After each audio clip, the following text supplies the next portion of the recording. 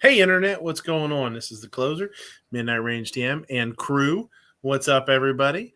We got me, Ape, and the Tupperwares, and the Georges. And Moo might come in later. He's down in Florida. He's pretending to be, he's got an interview, a job interview to be Florida man. So we'll see if he lives up to the expectations of Florida man. Happy New Year to everybody. We just what's today? The 2nd. Every second matters. Get the first one of the year out. So it's 1/2/2022. I saw an Instagram post. I think I saved it from I think it was Keystone. Keystone. I forget who it was on Instagram, and they showed a picture of a 20 gauge shell and a 22 long rifle beside each other. So I was like, oh, that's pretty good. 2022. George grazing cats out there. He says, that's not George. I is George. Sorry, George. Other George. Cat George. Sorry, Cat George. Ape, how are things going? How was your holiday? Oh, it was. I don't know. Kind of get to a point of where you don't really look for. You kind of look forward to them, but they're not that memorable. So, yeah. No, just visited my folks. Spent the week down there over Christmas, and then had some other family members stop by and basically gorged ourselves on needless amounts of food, and still gorging ourselves off needless amounts of food a week later. So. These leftovers are like crazy this time of year, man. Mm-hmm. You'll be digging leftovers out of your fridge for like 2 weeks. You'll find shit that you didn't even know you saved. Yeah, today for breakfast, I had some leftover ham that was cooked on top of a leftover piece of apple pie with a slice of cheese on top. There you go. And it was actually pretty decent. I had a ham omelet. Was it yesterday? I had a ham and cheese omelet. But just it was like 50% ham. It's like one egg and like a pile of ham. Oh boy. Yeah, I know. It'll be like a week from now. I'll be looking in the fridge and I'm like, what the hell's that? I'll pull something up, like, oh shit, there was some of that left. I didn't even realize that.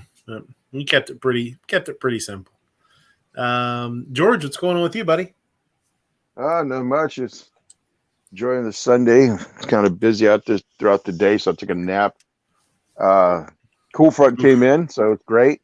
Sun's out, so I guess it looked like it was going to be rainy cold, and I was like, no, I don't want that, But the sun's out, so I was like, great.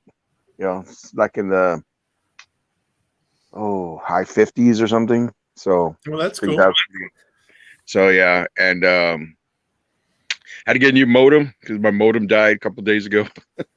So I just barely got that one installed. And it was a new one. I guess my modem must have been an old series because it wasn't the same that they gave me, the replacement. So finally got to see the new episode of, or should I say the premiere episode of Book of Boba Fett, and season 4 of Cobra Kai came out a couple of days. Was it Friday, I believe? And so I finally got to see that yesterday. Binge watched that sucker, man. I was like, "Whoa, yeah." Other than that, everything was great, man. Had a good holiday. Got spent it with family, good food, and just now to like recuperate till like next year, next time, Yeah, cool. It's good. Yeah, great, man. Thanks for the invite. It's great to be here. Yeah, thanks, man. Tupperware, what's going on with you? How's Ohio hanging? It's still there? Yeah, it didn't secede or anything, did it? Snowfall today. It's pretty light. Obviously, I had a bunch of gunfire going off on New Year's Eve and New Year's Day. Yeah, we had. I didn't hear any gunfire. Well. We had some fireworks. I didn't hear any. I didn't hear any gunfire. Oh yeah, we had gunfire, man. Where I live, there's always gunfire. Yeah, I was gonna say you're close enough to Mexico. They might have been lobbing stuff over the border at you. You don't know. Yeah, man. There was one time that they were like, I was hearing like boom, boom, boom, boom, and I was like, what the heck is that? Doesn't even sound like a rifle fire or gunfire, And it just kept going, And I'm just like, man, is there some kind of holiday in Mexico or something, Sometimes, man, those damn cartels, man, they'll just have firefights with each other, with other cartels or with the cops or military. And man, I was just like, oh, whatever's going on over there, it's not coming out of the news. So I don't know what's going on over there. I figured like, oh, maybe it's a holiday, or something, Maybe they independence or their version of independence or whatever, And nope, I didn't find anything. So I just said, oh well, whatever it could be, But yeah, man, here they'll start shooting since Christmas, man. Do you guys eat anything specific on like New Year's Day?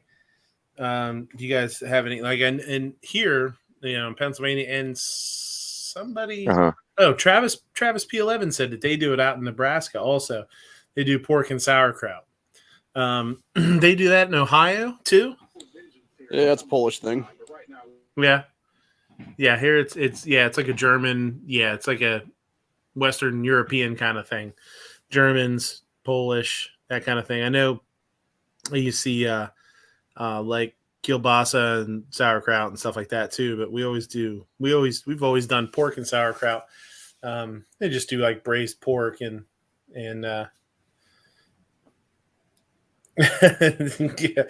Gunpowder saying I didn't know you cut the mohawk. I haven't had my mohawk for a long time.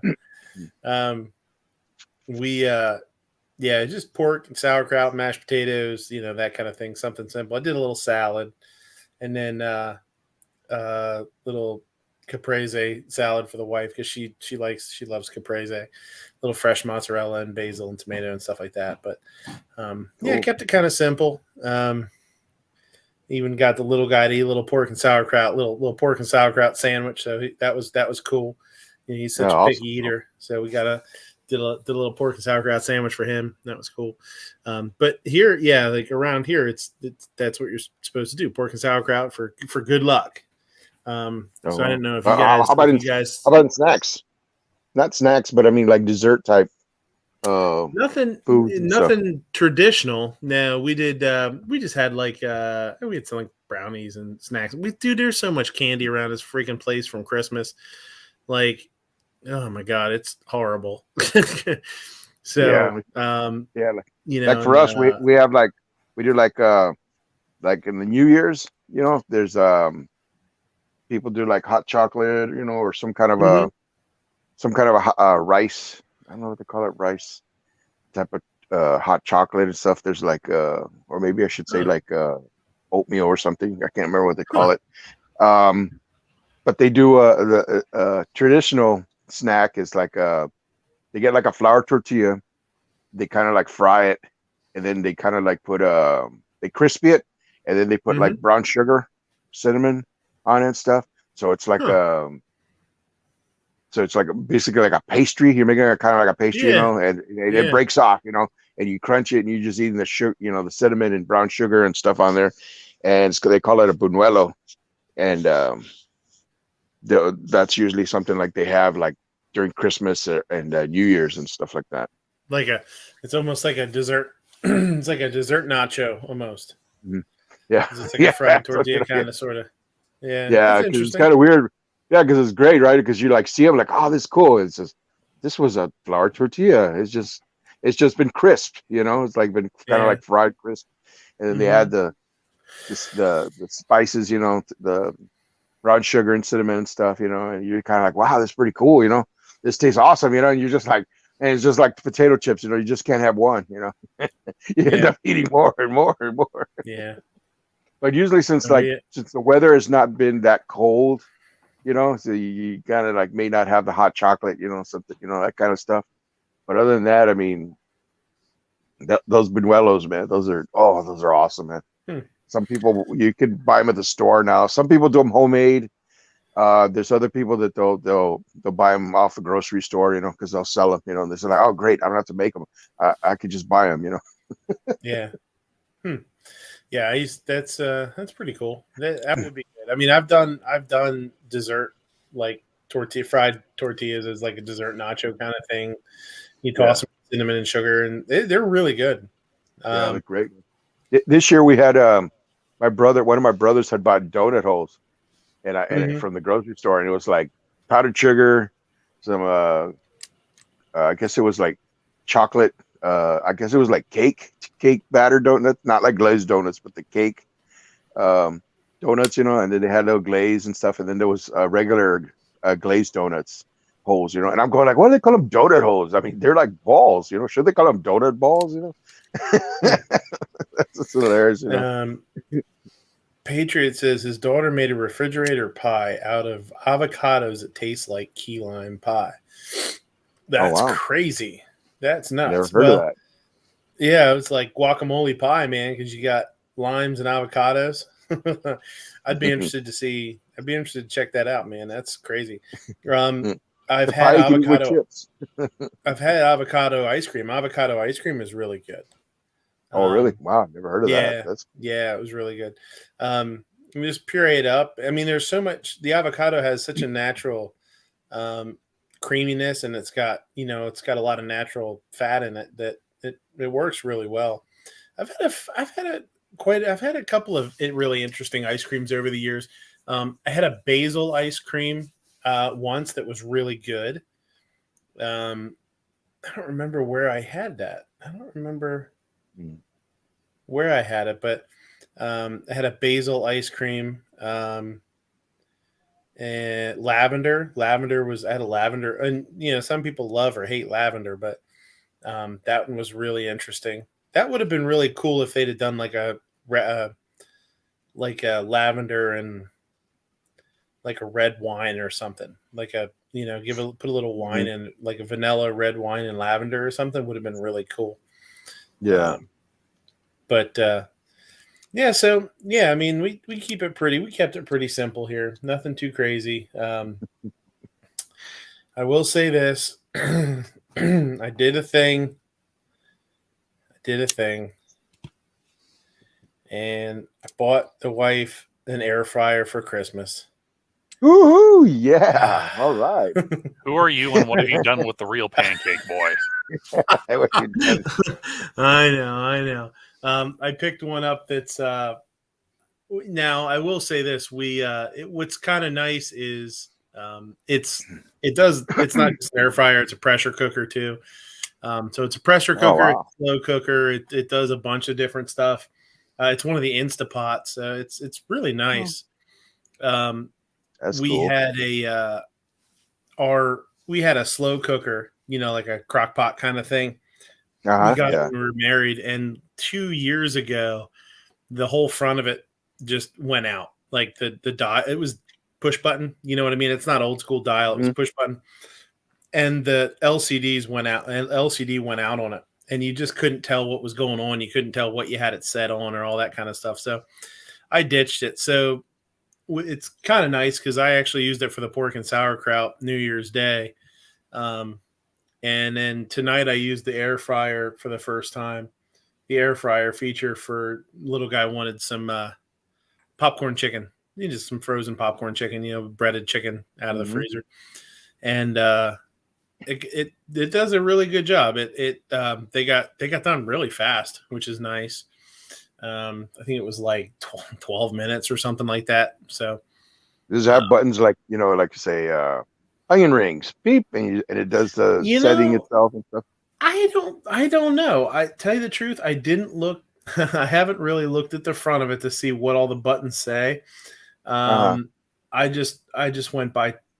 You can click all the different modes. So when you click air fry, it automatically goes to 400 degrees, and and then you can set the time or whatever. So whatever you want it to be. So I don't know. Yeah, it's pretty high tech. I mean, it's a nice one for sure. It's not super huge. I think it's like an 8-quart one.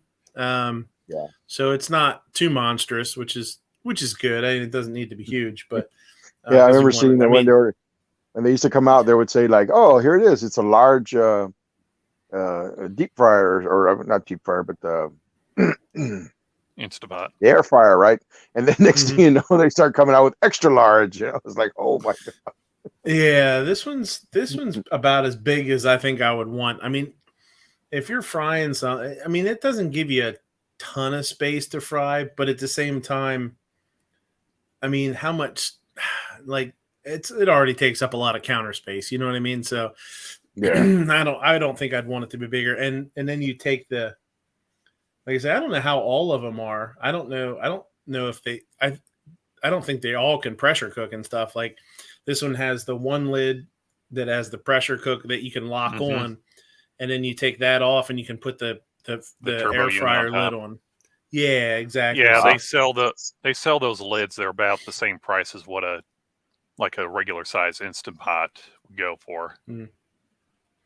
yeah. So this all came in a kit. You know, it was all in there. So That's it's pretty great, nice. man. Yeah, That's awesome, man. You know, I could hardly wait to hear what kind of cuisines you come up with. You know, like, hey, I did this in like 10 minutes. You know, this was awesome. well, I'll be honest. Yeah, I'll be honest. A lot of it's going to be the little dude. He's going to be getting his stuff in there a lot because he Yeah. likes crunchy That's things. okay. He likes things with he likes he likes crunchy textures. So we're going to That's be awesome. doing some stuff in there. He loves clam strips now. Ever since we went on vacation this last time, of all the things he loves clam strips. So Oh, wow.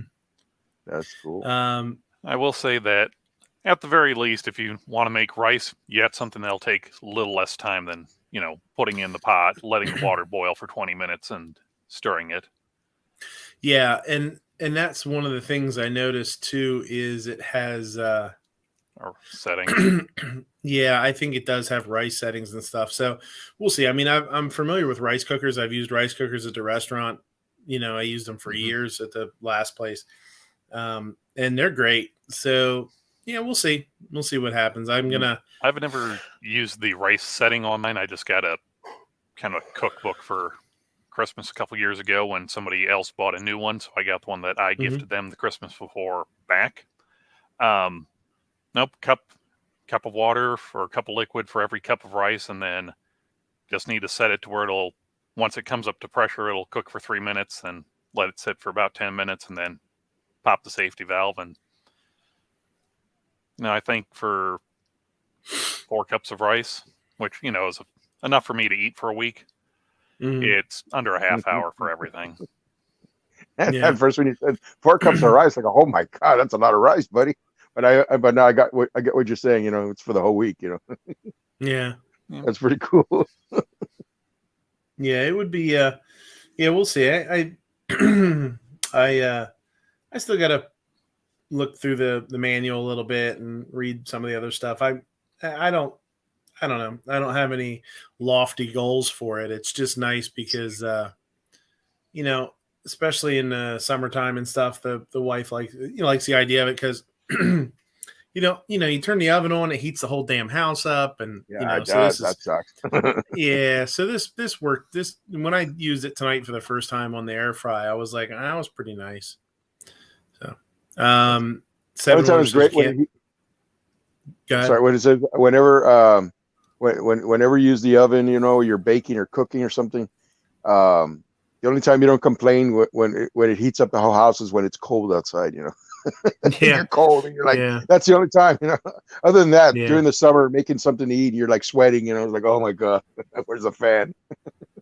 I like the fact that it's a pressure cooker. I mean, I like using a slow cooker, but I mean, when I did my pork the other day, I think I had it in for an hour and a half or hour and 45 minutes. I had cut it into cubes, like 3-inch cubes, and tossed it in the bottom, and threw a little garlic, salt, and pepper, and some apple cider in it, and just cranked it on and sort of forgot about it. And I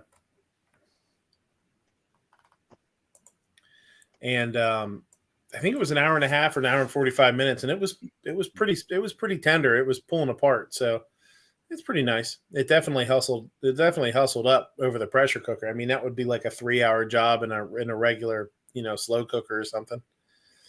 My kids made a chocolate chip pancake cake out of the rice cooker. That sounds like a good idea. You could definitely do some desserts in this thing. You could do. I bet it would be really good to do brownies in there. Yep, I've done some chocolate chip cookie dough brownies out of the things. They're pretty good and gooey. Also makes a fairly decent cheesecake as well. Ooh, nice. Yeah, very cool. Ghost is here. What's going on, Ghost? What's happening? What's up, Ghost? Was Happy New Year, fellas. Yeah, Happy New Year, man. What'd you guys do down there in the Arkansas? Anything special? For New Year's? Nothing. Just sat around, watched football, and waited for the time to go down. Yeah. Literally did nothing. It's just nice to relax. Yeah, that's cool. Cool. I'm just happy that I made it to midnight, so Yeah. And midnight. I was just about to mention that. time. I was just about to mention that because I remember hearing that once it gets a certain time at night, you knock out. That's it, man. And it's like, man, I wonder if he made it to midnight. It's like, Well, I usually go to bed around 12:30 every night, but like I'll go lay down in bed around 11:30. But that Friday night I stayed up, and like I said, we were just hanging out. We're watching movies. I think we watched. What did we watch? Watched the new Matrix. Watched the first Mandalorian episode. So we saved stuff that we knew that we would want to watch that night to kind of keep us up. But it was midnight, like Germany time, when we went to bed. That's cool. We were up, man. Little dude was so excited for New Year's Eve this year. I don't know why he was. I don't know. It's just the age, I guess. He was just really excited and wanted to watch the ball drop, and made his own. He made his own confetti. Him and wife, got some colored construction paper out, and he made his own confetti. And we had some poppers left from. So it hit. We had a couple of poppers left. A little, you pull them and they shoot the paper out and whatever. So we had a couple of those left over from 4th of July, I guess. I don't remember. Or maybe she bought him for his. Oh, you know what? She might have bought him for his birthday, and didn't use them. And New Year's hit, and they're ripping off poppers, and he just dumps this whole big bowl of confetti. I was just like, oh. But he helped pick it up. I was like, all right, buddy, you got to help pick it up. He was a good sport about it. He was just really excited. Well, the good thing is he's to that age to where he'll actually probably remember this one, later on in life. Yeah, he was real excited about it. Like I don't know, just this year, it just not that he didn't. He's done it in years past, and he liked it, but this year he was just especially excited about it. So it was cool. Did a little running around, and we stayed up till I don't know 12:30, 1 o'clock or something. He's a night owl. We need to. Oh, yeah. He was. I mean, and that's just from years of me working nights. Before he was in school, he would stay up. He would stay up till I got home. So I mean, it was midnight or 1 o'clock in the morning, and I'd get home, and he'd still be up. He said, "MKJ, did they drop a potato in Idaho?" I know there's. Let's see. That would be awesome if they did. They might. Well, okay. So I was just going to say. So here in Pennsylvania, in York, they drop a rose because it's the city of roses. They call it. In Dillsburg, Pennsylvania, they drop a pickle. It's a dill pickle. Of course. Wait. Calaveras gets a all expense paid flight from California to Pennsylvania. I know, it's crazy. I know, they'll let anybody on airplanes nowadays. In Lebanon, they drop a bologna. A big bologna. I would say in Lebanon, they might have dropped a bomb. I don't know. Yeah, well, definitely, yeah. Yep, in Lebanon, they drop a bologna. In Harrisburg, they drop a strawberry because they have a strawberry. There's a place called Strawberry Square that they drop it off of.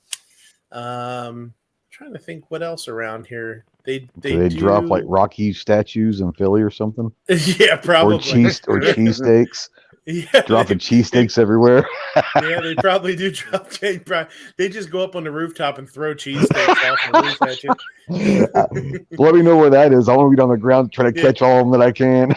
No, it's like, no, you don't, Ghost. You get some wise ass who decides to not take them out of the freezer right away, and they just wing them at your head. Yeah, it's like yeah, it's yeah. like, And here in the border of cloudy Texas, with a chance of with meatballs. Mexico.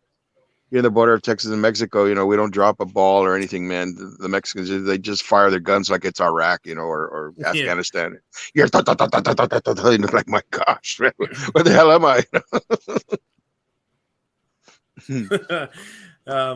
I forget. I'm trying to think if there's anything else I know of them. What does Pittsburgh do?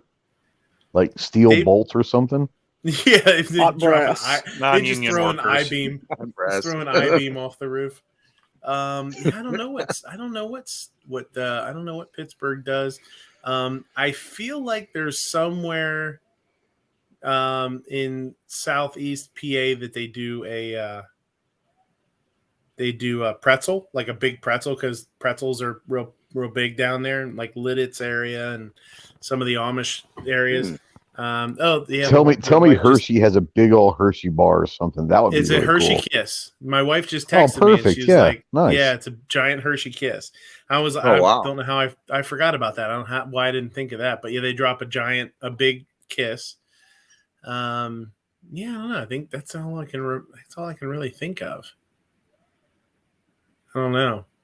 It'd be weird. Like, see, we should look it up. There's probably all sorts of weird stuff that places drop. Like, if you're down in the Chesapeake, they drop a big crab or something. A giant blue shell, blue claw crab or something.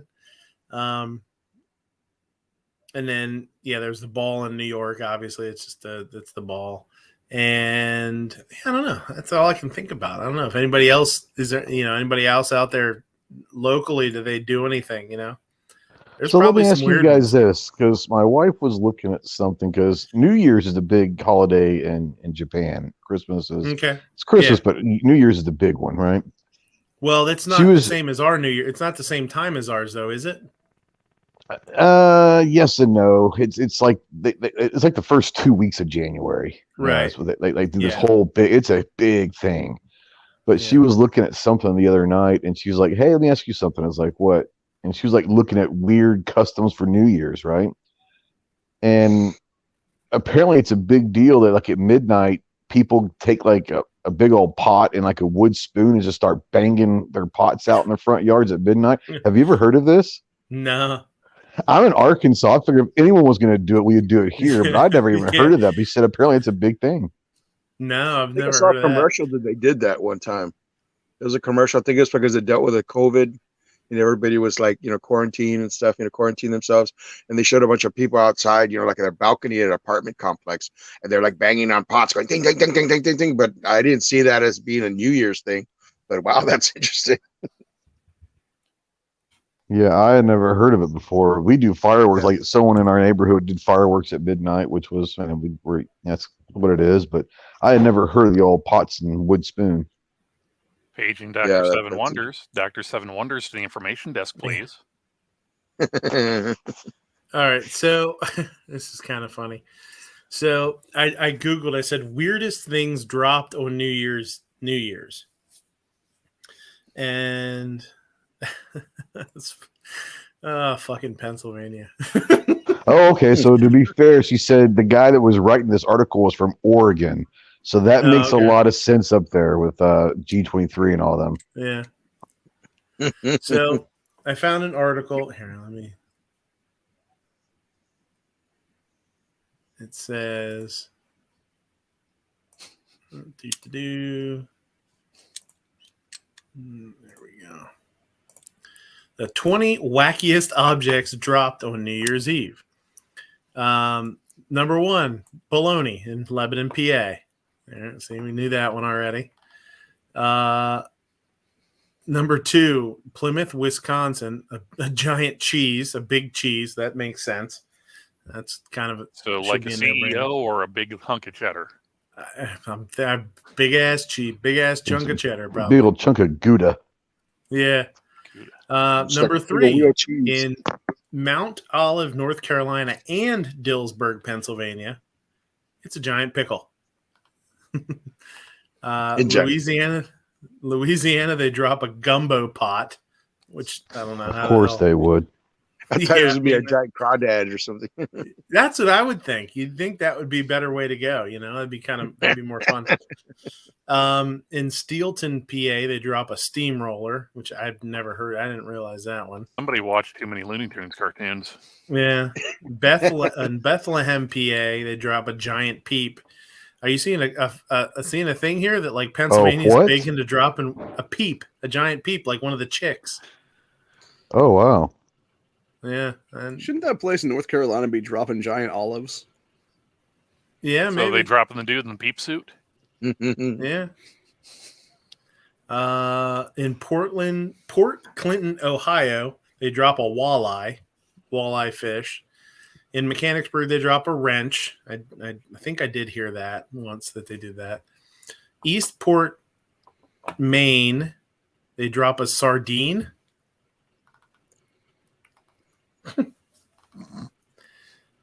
Richland, PA, they drop a cigar. Frogtown, PA, they drop a frog. Pennsylvania's a fucking mess. Pennsylvania's such a mess, man.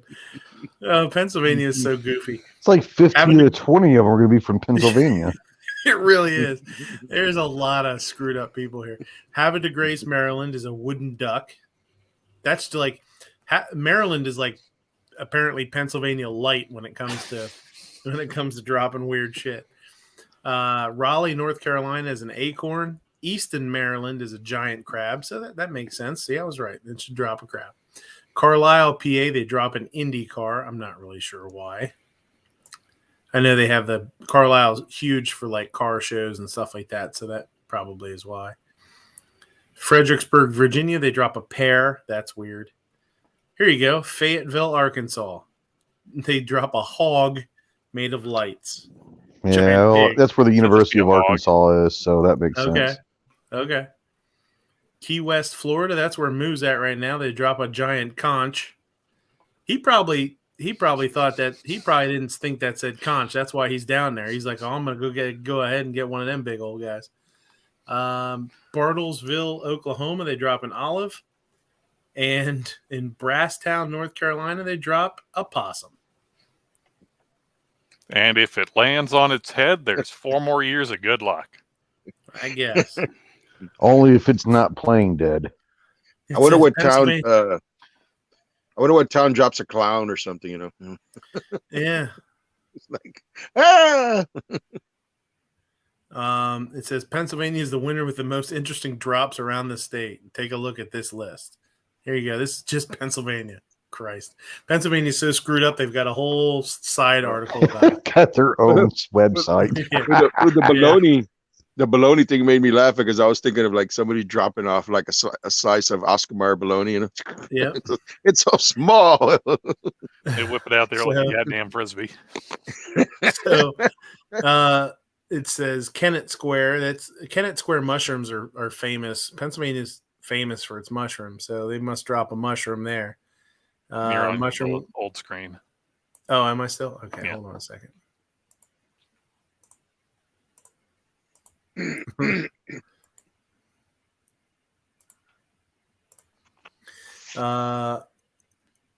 There, look, www.midnightinthesquare.com. See, this is perfect. It's perfect.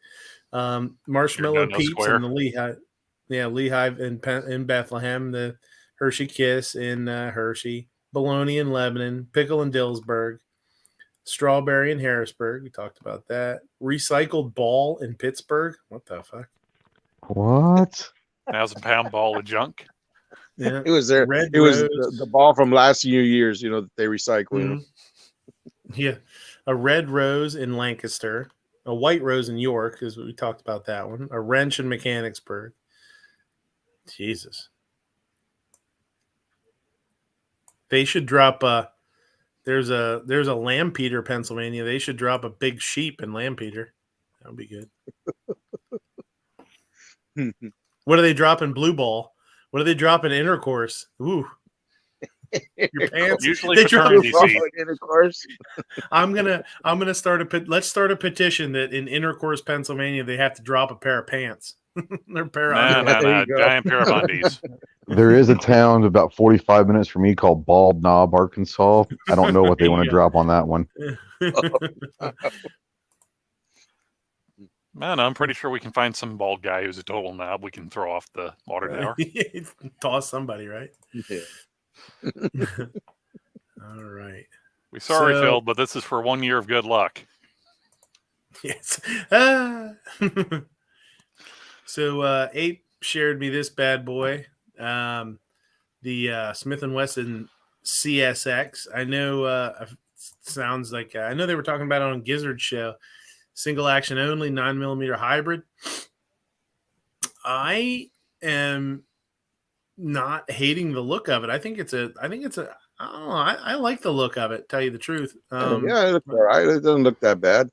I'm not. Looks a bit futuristic. Yeah, I'm not 1,000% sure how great those grips are going to be, all slick-sided like that. But I think the grip angle and the way that it looks and the shape of it, I really like. It does look a lot on top, the slide-wise, it does look a lot like a, M&P or whatever. But I guess somebody did one of you guys said that somebody did a review on it already. Who was that? Yeah, Nothing Fancy did a review on his channel earlier Okay. today. Yeah, nothing fancy. It only lasted an hour and 17 minutes. Yeah. That's right. Yeah. He pulls out his 15 little minutes per round. checklist. That's what he calls a short. Yeah, I love it when he pulls out the checklist and he's like, okay, we're going to go through ergonomics and reliability and how good does it shoot. And I'm like, oh my God, this video is going to be like an hour and a half long. And that's at 2.5 times speed. Yeah. They're talking about the trigger has a short travel but mildly stiff brake. The trigger pull overall isn't bad, but the reset is horrible. False reset, then a reset, it might wear out. That was somebody's review on it or whatever.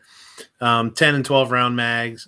So what do you guys think about this? Like, so it does have an external safety, which I'm an external safety kind of guy. I it's not a deal breaker for me anymore, but at one point it was like I wanted something with an external safety. Is there a difference in your mind between, because this does have a dingus on it. In your minds, is there a difference between a gun that is like a 1911 or something like this that's cocked and locked versus something that's like a Glock that you're just all you got to do is pull the trigger basically? Is that 6 of one, half dozen the other to you guys as far as functionality, or no? Meh. I know on this that, as far as I'm concerned, they should have picked one or the other. Either have the external safety or have the external safety without the dingus, or have the dingus without the external safety. Yeah, it's a little odd that it has both, right? Yeah. Now, do you think do you think that is because there were, I don't know, man. I'm trying to figure out why they would have both too. This is something where I don't see how this. The only way I could see it is if they're going to try and market this at like new shooters or first-time gun owners, but that's kind of a market that they've already tried to do with their Easy 9s and their Easy 380s. Yeah, because those are, external safety and striker fired and everything. I'm just curious why you would have both. I don't understand why there's if there's an external safety, why the hell do you have to have a trigger safety too? I mean, I guess it's kind of a moot point. I mean, it doesn't matter that it's there, but at the same time, why have those extra moving parts and extra things to fail that if you don't need it, Honestly, it just looks like you took a 1911 trigger pad and just kind of didn't finish making it.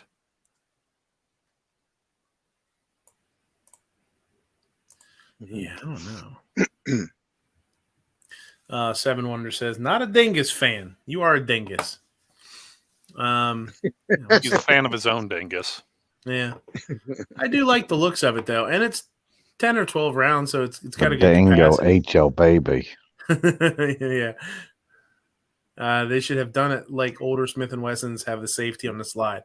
I don't like slide-mounted safeties.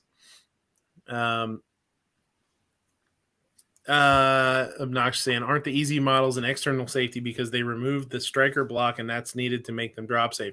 Yeah, I actually did hear somebody say that the other day. Somebody was talking about that the other day on somebody's show. I think you're right. So I don't know. I would be interested. I don't know if they talk about price point in here. Let me see if they probably not because it's not officially out yet, right? Mm-hmm. It'll be out in a couple weeks officially. Yeah. Yeah, probably. I'd be interested to shoddy see. show. I will say this. I am leaning towards liking it. I don't know. Maybe it's just me. They're gonna have to do something with that grip, though. I'm just saying. Yeah, the grip is gonna be pretty. That's gonna be pretty slick. I mean, if that whole thing would be stippled, that would be nice. I wouldn't mind stippling on there. I might have to get some Talon. I mean, you can get some Talon grips or something. Yeah. I'm sure you could do something with it, but Mm-hmm. that's gonna be interesting. A little bit of super glue and some sand. Just put a little sand. Yep. There you go. You're good to go. Sure. Sand. Yep. Now, is it here or someplace else? I was Skateboard reading tape. that it's supposed to be a alloy or a metal frame. Yeah, that's what it says here. It said Frame appears to be aluminum. Yeah. Hmm. Yeah, frame appears to be aluminum. I don't know. If you're going to go through and do a metal frame thing, I can understand why they're oh, hey, this can take the back straps to the M&Ps. Well, yeah, but the sides of the M&Ps are also textured. Right. I don't know. Feels like they should almost have just like, even if they're like, paper thin or razor thin, like grip panels on the side. Or it could be just nice. I don't know if I want razor thin anything on my grips. That kind of hurt. Hitting a little too close to home there. Yeah.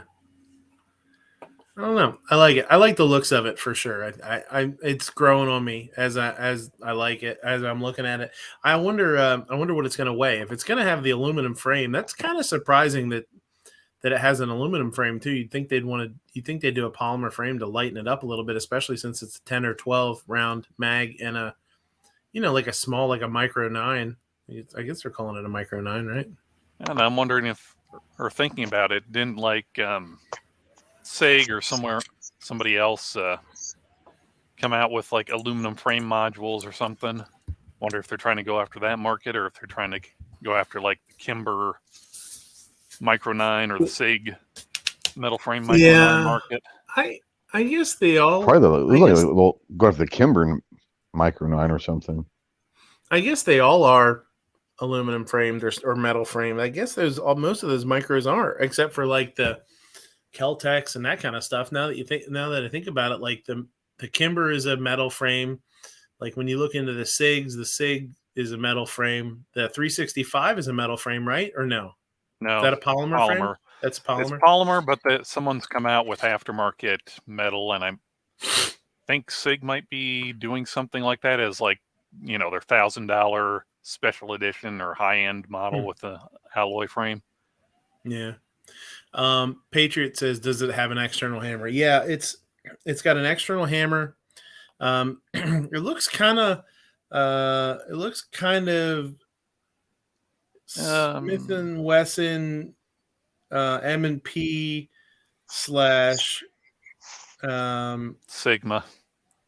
Yeah, Sigma a little bit. It's got an external hammer. Yeah, the hammer looks a little bit like I don't remember. Yeah, Patriot. Think of like the Delta hammers on 1911s that are the skeletonized but just kind of squished down a bit. Hey, I'll be right back. I got to run upstairs real quick. I'll be right back, guys. Hi, Mia. Don't get me yanked off of the internet. I don't know. Well, I don't think Midnight was giving us $20 to yank him off of anything.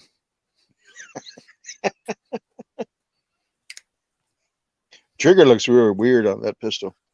Yeah. It'd be interesting to know if plans, I'd probably have to ask them in Vegas, but something like this where it's got the 1911-ish look to it. Mm-hmm. You know, they just came out with the M&P 10 millimeter. Is this something that a design that they could see themselves going into a 10 millimeter later on? Because that'd be kind of an interesting shot, little gun right there. Yeah. I'd almost think if they were, they'd might have done like I don't know, they might be doing this to test the waters and then maybe do a 45 and then a 10 millimeter. Yeah, 357 SIG. I could see that, but I think their 10 millimeter is going to be huge for them. I bet you're going to start seeing some more 10 millimeter come out Smith and Wesson's way. I think because that 10 millimeter is getting ready to be huge for them.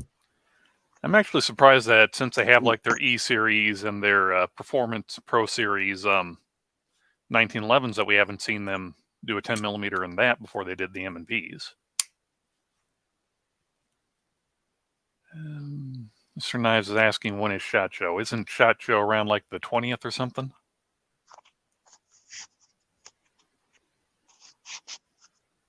Not sure. Should be coming up pretty soon. Gizzard mentioned something about it.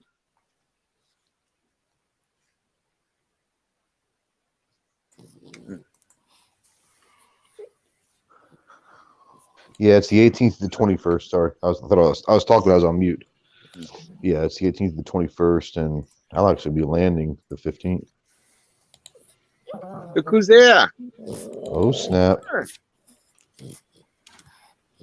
Did you hear in the news that this one dog got stolen, and the owner was trying to keep, you know, like he got a hold of the car and he was being like driven, you know, like pulled and stuff, and he fell off and stuff, and they stole his dog, and I was like, dang, man. And they were saying that like the dog you have, Midnight, is like one of the kind of dog people are stealing. Yeah. They're stealing like Yorkies and you know, Pomeranians and all those kind of expensive dogs, you know, because Well, they spend so much money. That's what happened with Lady Gaga. Her dog walker got shot. I think he was shot, and they took both the dogs. They got them both back. I mean, because she had enough money to put behind it. But yeah, all right, That's go crazy, to. man. Yeah, no, it's nuts. So I like that gun.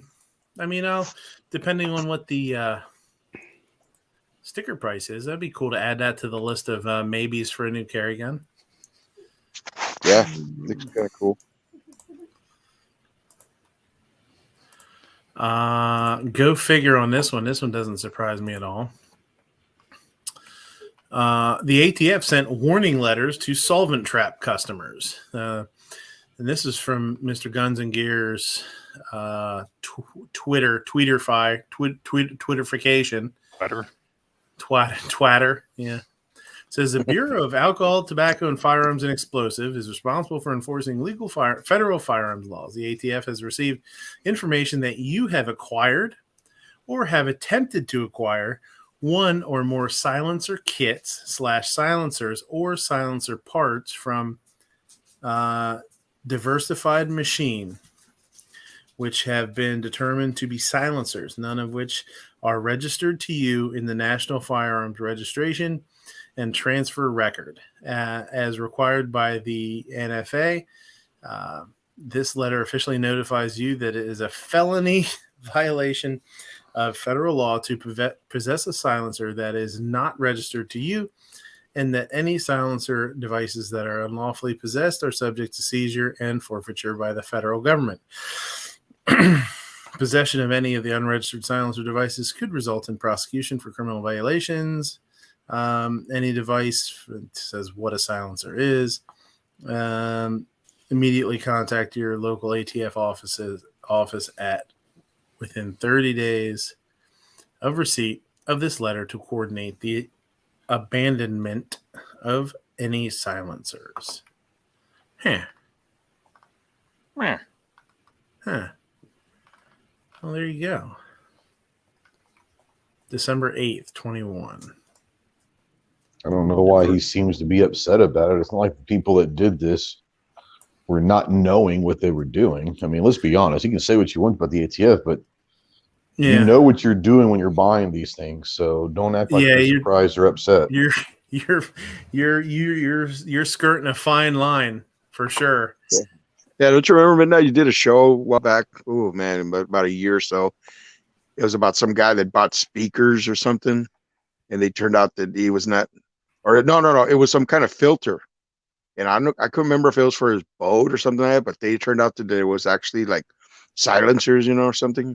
And the guy was getting in trouble, and it was kind of like, I bought these, they're not silencers. I didn't buy silencers. I bought these for my boat or something. It was like for an engine part, but they kept saying that they were sold. They were sold as fuel filters or something like that, but they ended up that they were actually silencers or suppressors or something. This is a while back. Yeah, no, I totally agree, Ghost. I think it's one of those things where it's like, well, I mean, it's you're flirting with disaster on this one for sure, and I don't have much of an opinion on it. I guess I've never bought anything like that. Never really had the desire to buy anything like that. I've always thought it was like, boy, I don't really want anything to do with that. I'll stay as far away from that as I can because you're going to be on a list really quick if you buy it from the wrong place. And that's exactly kind of what happened. It seems like that's what happened to this dude or anybody that bought these kind of things from Diversified Machine, whatever the hell that is. Oh, yeah.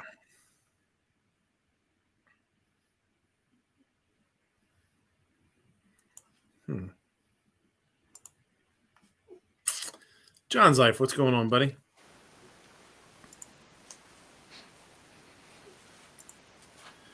I think, Mike talked about this one on his show earlier. Hardly any Canadians have turned in their now outlawed firearms to the government. Go figure. You're kidding. Go figure. Yeah. Since a ban on numerous firearms took effect in May of 2020, Canadians have only turned in this is a comically small amount. Like, stunningly small. Actually, that's the word they use, stunningly. It's funny. 160 of them. Not 160,000, 160. No, 160. A stunningly tiny number, considering the original government estimation of there to be some 90,000 to 105,000 outlawed firearms in Canada. 160. Most of those are from Nickelback, I'm sure. Yeah, of 105,000. That's hilarious. I mean, honestly, like even if you were going to make a joke about, hey, 2 years later, how many guns are going to be turned in? You'd say, I don't know, 10,000. A tenth, right. A tenth of what it is. Yeah. 116. Yeah. How many do you think you'd get in the United States? Like 1,000, maybe? Well, you'd probably get quite a bit because you would have a lot of the people that just buy the gun to put in the nightstand that will say, what, I really don't need this. You get quite a few. It'd be more than 116, I promise you. Yeah, for sure. Yeah, a couple grand, maybe pretty quick. The RCMP seemed to suggest Canadians are merely waiting for a long-promised gun buyback to be created by Prime Minister Justin Trudeau. Sure, buddy. Yeah, that would bring more of them out of the woodwork. $200 for that. Yeah. Yes, sir. That would bring more of them out of the woodwork for sure. But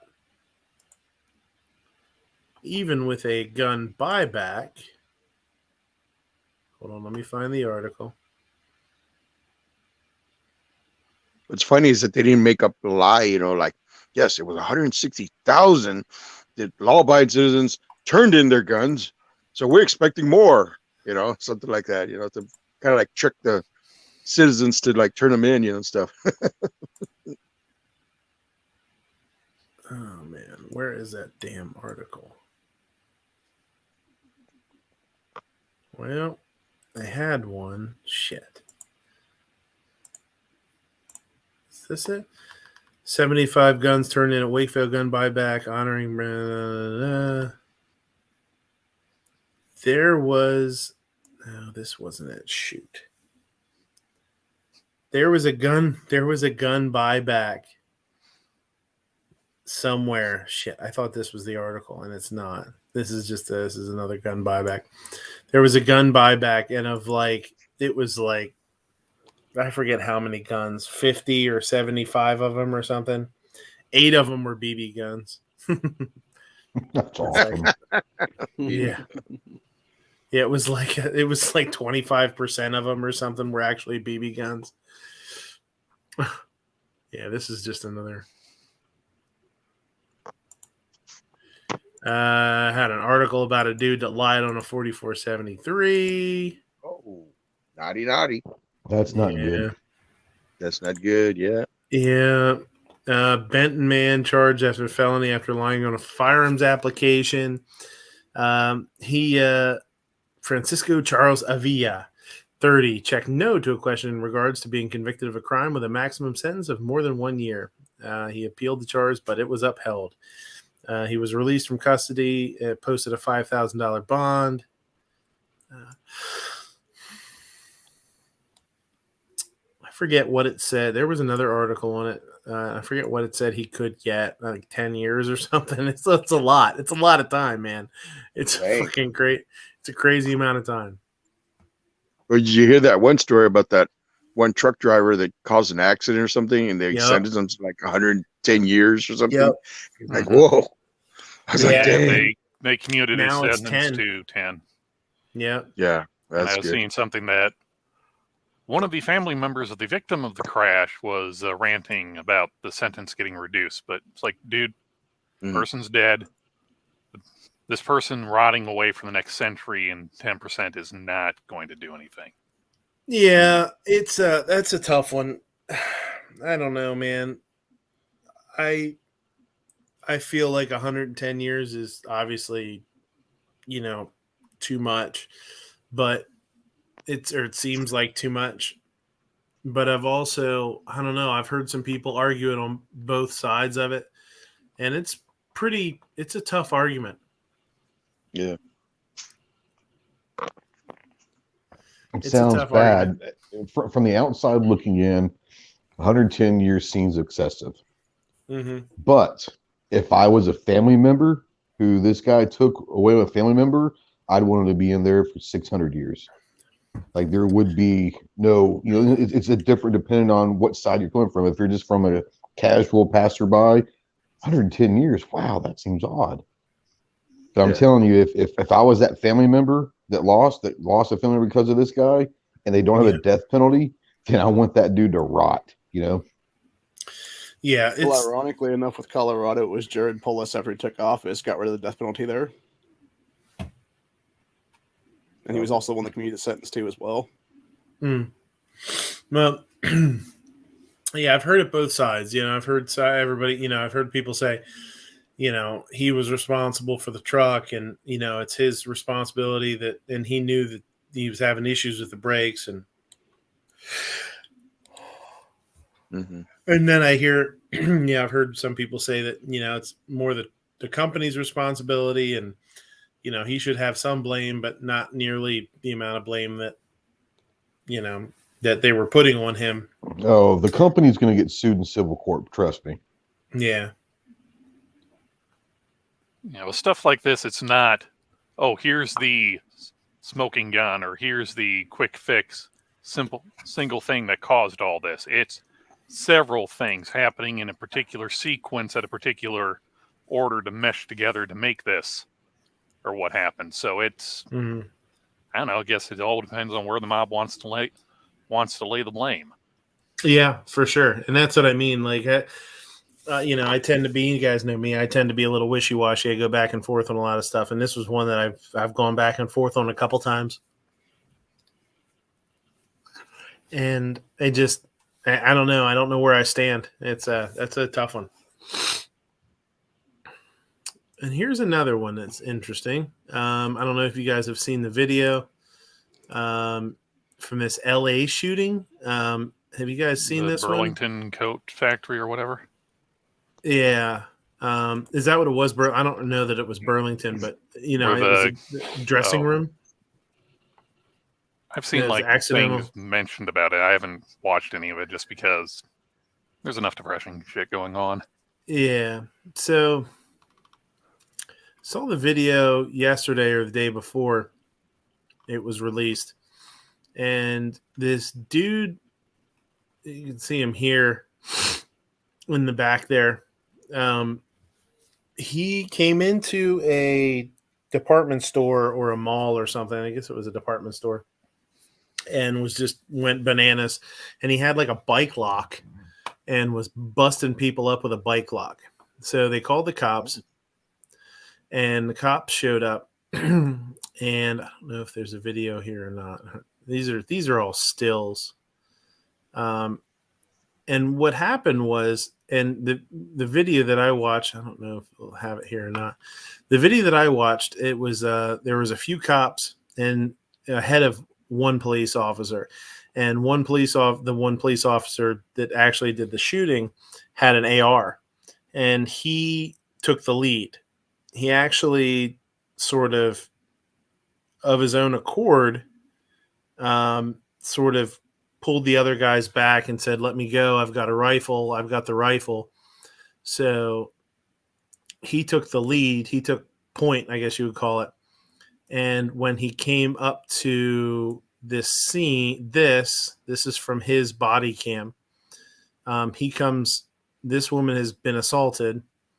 The cop comes up and puts a couple of bullets down shoots at this guy. He hits him and kills him.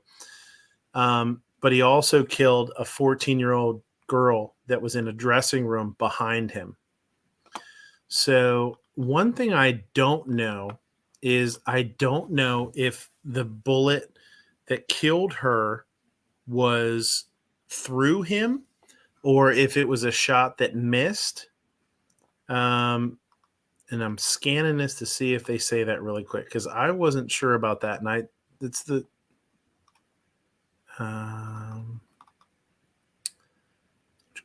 let me bear with me here. I just want to see if that information has been released. They might not have released that. That's not something doesn't look like it says. But so I'm sure it's something that'll be brought up during the inquiry. For sure. Like, yeah. And here's my question. Okay. Ghost, I'm glad you're here because you've got some military background and stuff. I'd be interested in what you think about this one. I understand why a rifle versus a pistol, or shotgun versus a pistol, all this kind of stuff. Rupan is saying they claim the bullet skipped off the ground. Okay, that's interesting. And the whole thing with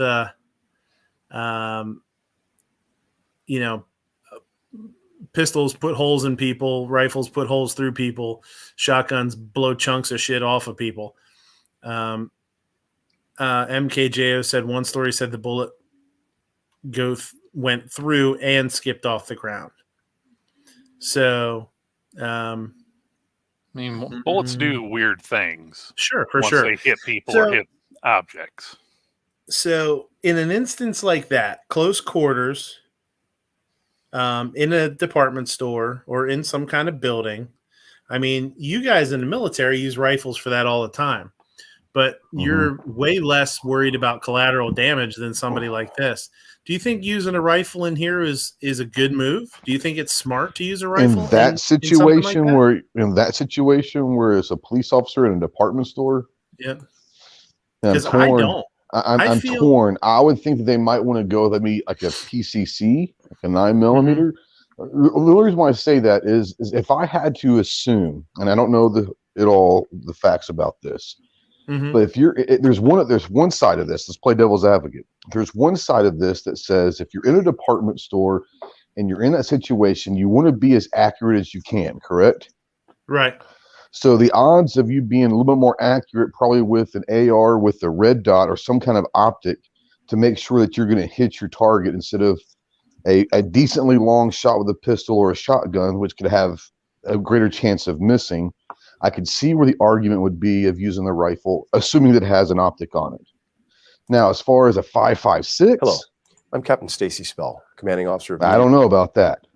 Like for me, I would like them to see him maybe use like a 9mm PCC. You know, at least it's better than a 5.56 at 25 yards. That thing's gonna penetrate no matter what it really goes through. Yeah.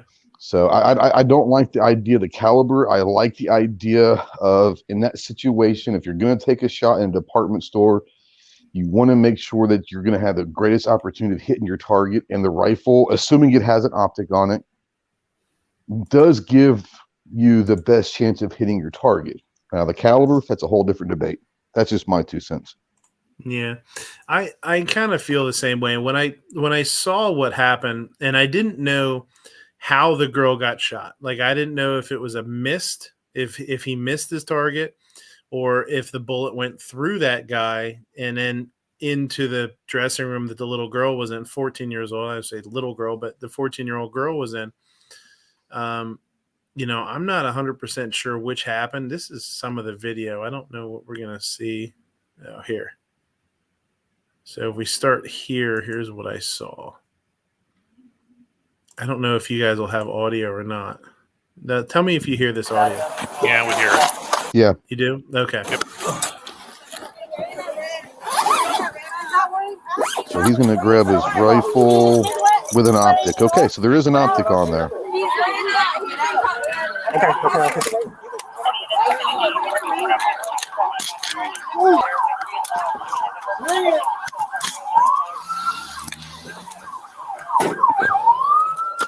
Oh, dang, old school rifle. Looking old A2 to me. Yeah.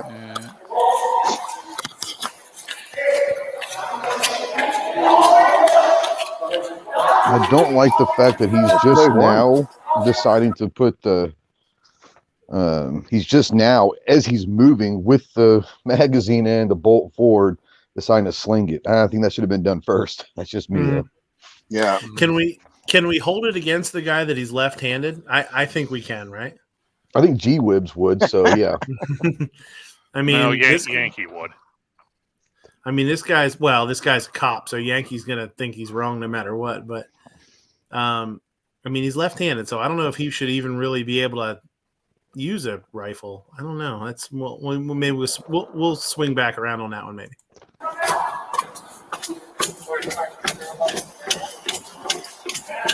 Hey, your distance. Hey, pick them down. Pick them down. Hey, slow down. Let me take point with the rifle. Hey, back up. He's going to two. You got it. Okay. Now that one guy almost looked like he had a shotgun, maybe. Yeah. Yeah, Looked like he had a shotgun. It looked like he had a shotgun. Yeah. He's hitting right on the right-hand side. The sling's up on the magazine. That's awesome. Hey, she's bleeding.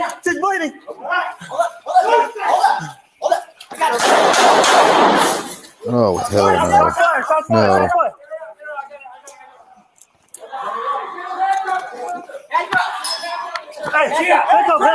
So, not to be he didn't. To me, he didn't even even look at his sights hardly. I mean, he just raised his shot. And not to be graphic or dramatic or anything, but like when you hear that woman yelling, that's because she's in the dressing room with her daughter. So her daughter was just shot, and she's yelling from inside the dressing room. But I just don't. When I watched this the first time, I was like, man, like I know some people are rifle. Like they feel like a rifle's the way to go for everything. But man, dude, like there's other factors involved too. Especially I want to know, did anyone, and I mean, we're not going to know because that video doesn't show us, but does any of those cops ask, hey, where are the dressing rooms, like getting some information before they go hunting this guy down? I mean, that's something you want to, hey, where are the customers at? Have they been evacuated? Are the people in the dressing rooms? That's information before they start hunting. The guy's not going anywhere. Yeah. Get all that information before you start hunting the guy. I Yeah, will because say those this. bullets are going to go through walls and through the shelvings and all that kind of stuff. Sure. You want to make sure that nobody gets hit. Innocent bystanders don't get hit. I will say this. One of the things that does throw a little bit of a monkey wrench into it for me too is that article that was up before I found this video. The article said that when the police were called, they said the dude had a gun, and he didn't. He had a bike lock. So the cops are going into it thinking that he's got a gun. Yeah, but that's still information they should have gathered before they start unloading on him. Yeah. Yep. Yeah. Because if they shot the guy and he didn't have a gun, well then he just had a bike chain. And people say that all the time. I mean, how many times have you heard it? Like, oh, this dude's got a gun and he doesn't have any weapons at all. He's carrying something crazy in his hand or whatever. But not that it's not a weapon, but it's not a gun. Yeah, I don't know. This is so sad, man. That somebody's kid got. The killed. sad thing is what the prosecution will come down to. Also, this guy's charged. It doesn't look good for him because he went through 3 other people saying, stand down, stand down, stand down. I want to take the lead. It's like he's looking to take the shot. Whether or not that's a case or not, that's what it looks like on video. That's not good either. Yeah. Obnoxious saying, how many times have we seen mag dumps on with a pistol and a guy didn't drop? I agree. I mean, I understand. I'm not saying that. I don't know. Hindsight's 20/20, right? So we get the chance to look at this and talk about it versus being there and having to make the decision and having to make the choices that they made. Yeah. I don't know. Well, I mean, like, again, I kind of don't know what to think about. The officer could have used his own handgun instead of the rifle. But the thing is that if he did not know if the subject had a firearm or not, and sometimes you think, well, what if I use the pistol and he doesn't drop? What happens if I have to use something heavier, much more bigger, But the thing is that once you use something bigger, you gotta know what the heck's where those rounds are going to go, because if it goes this wall, is it going to hit the fitting rooms? Is it going to hit the restrooms? Employee lounge. Well, even if you're using your handgun, you got to know what's in the dressing rooms or what's behind the target. I still think that the rifle gives them the best opportunity in the close quarters that you have to be the most accurate. Yes. But there's a lot that goes wrong with rifles as well. Yeah, I'd be interested. I mean, like I say, if this was an errant shot and he didn't hit him with this round, it doesn't matter if it was a handgun or a rifle. It was going to go through that wall. What's really going to be rough is if this was a through shot. Like if he shot him and it went through him into the wall and then into the girl and killed her. Would that have happened with a pistol? Probably not, or it'd be less likely, we'll say. I mean, I guess it depends on where, obviously where he was shot, but I don't know. It's all speculation now. It's just a video that came up that really got me thinking a little bit like, man, was it the right move to have the rifle out? Maybe. I mean, maybe this is just one of those things that would have happened whether it was a rifle or not. I don't know. And what would be department procedure, in that type of situation? I don't think there is one. I mean, I think it's up to their discretion who, Rupan says if the perp needed to be killed immediately, then why did everyone else wait for AR-15 guy? I don't think they waited for him. I think he came up the steps and he's the one that really asserted himself to be up front. Yeah, they were already moving forward because he told them to stop. Yeah, he actually, exactly. He actually, slowed them down so he could take front.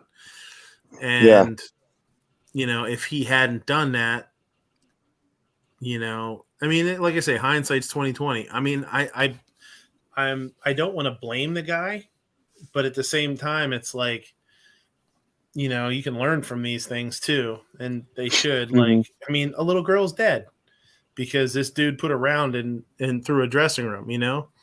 Yeah.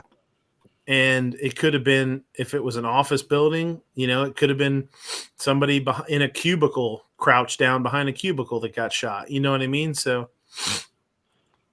well, the fact, and this is just coming from using small team tactics. I mean, there's a chance that no shot could have had to been taken at all.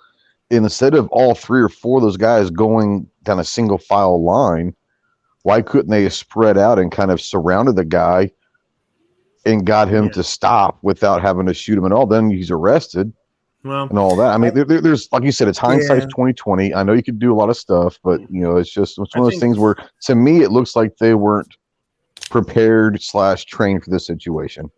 I think it's a little bit tough though to say if they were they were told that there was a gun. So you wouldn't want to try and surround the guy, because then if somebody had to pull up and shoot him, they'd be in their own line of fire, each other's lines of fire. So I can't imagine that they once would again have wanted to do that. You can go by what you've been told is they have a gun, but when you get on site, you're asking someone, hey, find someone saying, hey, have you seen him? Well, does he have a gun? We have reports he has a gun. Can someone give me on site evidence of what he has? Right. True. Yeah, you're right. Yeah. Yeah. I'm not blaming anyone. I'm just playing devil's advocate to ask questions as to, I mean, utilizing this as a training in a one of these things that you could learn from. Was it a teaching moment, if you will? Mm-hmm. But man, there's a lot that went wrong just in that short 1 minute video. Yeah, it's really interesting. It's really interesting to see how it all panned out and how quickly it did, within a minute or whatever, from him getting out of the car to the point where he was pulling the trigger. But, one of the firearms rules, that I always learned was, know what's behind your target and what's at your backstop. So, I mean, you're at a place where obviously there's civilians, because you passed one of them laying on the ground that was beaten.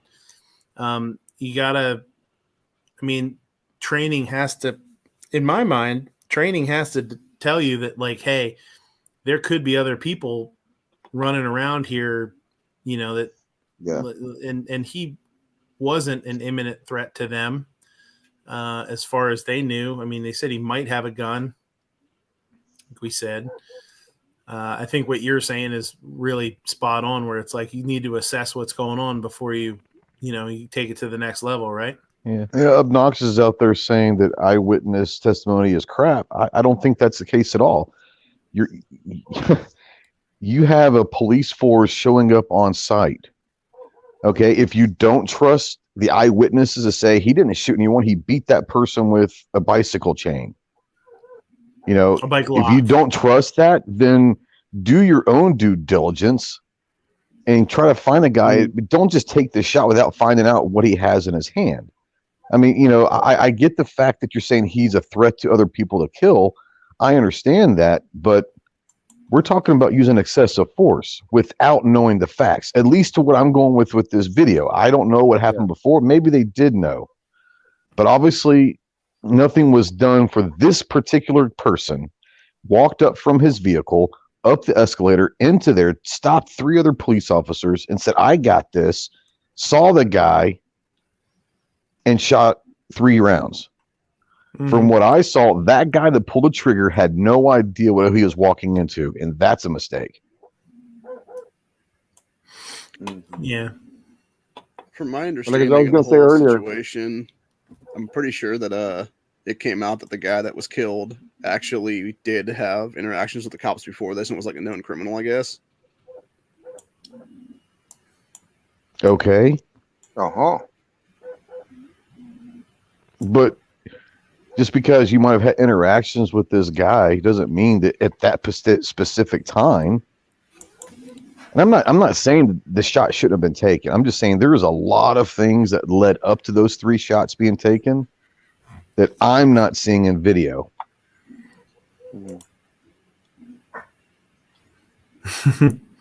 No, I totally agree with you. And I mean, there was a shotgun on one of the other officers. They could have let that guy take point, and it would have been much better. Actually, they probably should have beanbag rounds at that point, and had somebody with a beanbag gun to take their point at that point. Eyewitness testimony was that Michael Brown had his hands up and was yelling, "Don't shoot!" Yeah, we're not disagreeing. I'm not disagreeing with you that eyewitness testimony is really rough. I've actually, it's pretty interesting. I've seen not surveys or whatever, but they'll videotape like hidden camera kind of stuff, and they'll fake like crime, and then they'll go around and ask people what they saw and what color shirt and where they ran and what, their age and their height and all that kind of stuff. And it's like, 50% or 75% of the info that they get is trash. So what color car was he driving? Silver. And it was black or something, Yeah. It's pretty crazy. But no, what I was going to say is I had seen a video where they were chasing this guy because he had this one dude was shooting cops. He would go, and he was being chased, and I think they chased him to a mall or to like a plaza or something, and he'd got out of the car and stuff, and they had kind of had like a little shootout, and they had shot the subject. That subject fell, and the thing is that they had cops both on the front and back. And the thing is that the guy started to move. It looked like he was moving for his weapon, and one of the officers started shooting. And the thing is that he was shooting towards the direction of two other officers, and they had to keep, like, hey, stop. And they were trying to tell each other, cease fire, stop. But once the subject started moving for his weapon, they started firing again. And some officers were like the crossfire, they're like, dude, you stop. You guys are going to shoot each other, and you had one guy trying to tell all the other officers to stop firing because, when one guy fired, he was firing in the direction of two other officers and stuff, and then vice versa, So it was kind of like, you guys got to stop, because it was like if they were getting excited, because they would see the guy move, and they're just like, he's moving, boom, boom, boom, they try to shoot. And that's why I could see in this situation here, if they would have tried to surround him and stuff, but like I said, it's easy to critique what would you do because we're seeing it from the outside. We're not there in that situation where you're racing and your heart beating so fast, you're nervous and you're thinking, all crazy stuff going in your head, saying what's going to happen and stuff, and to when the situation's over, where you have to shoot the guy down, or you guys were able to tackle him and then take the whatever object he had from his hand using it as a weapon, But, and to address obnoxious out there, we don't have to wait 30 minutes to interview everyone. This guy walks up. There are already at least 3 police officers that I saw in the video before this guy even shows up. You can't tell me one of them can't ask for 5 seconds. Hey, who saw what's going on? Does he have a gun or what's going on? mm-hmm. Maybe they did. I don't know. But that dude that walked straight up the stairs had no intelligence about what was going on. He had no prior information aside from what was on the radio or what was happening on the scene from what I saw. Maybe he did. I don't know. I'm just saying I'm going by what the video looks like to me. That dude walked up from the street, told 3 other officers to stand down. I got this, and took 3 shots. You're telling me that 5 seconds or 10 seconds was going to change the impact of the outcome? Take 10 seconds and say, hey, what's going on? Does he have we have reports of him out of firearm. Who has seen the firearm? Has he shot anyone? Mm-hmm. That doesn't take much time. It doesn't take 30 minutes. Exactly. Eric Cop just wanted to be Billy Badass that day, I think is what it was. Well, I think he's definitely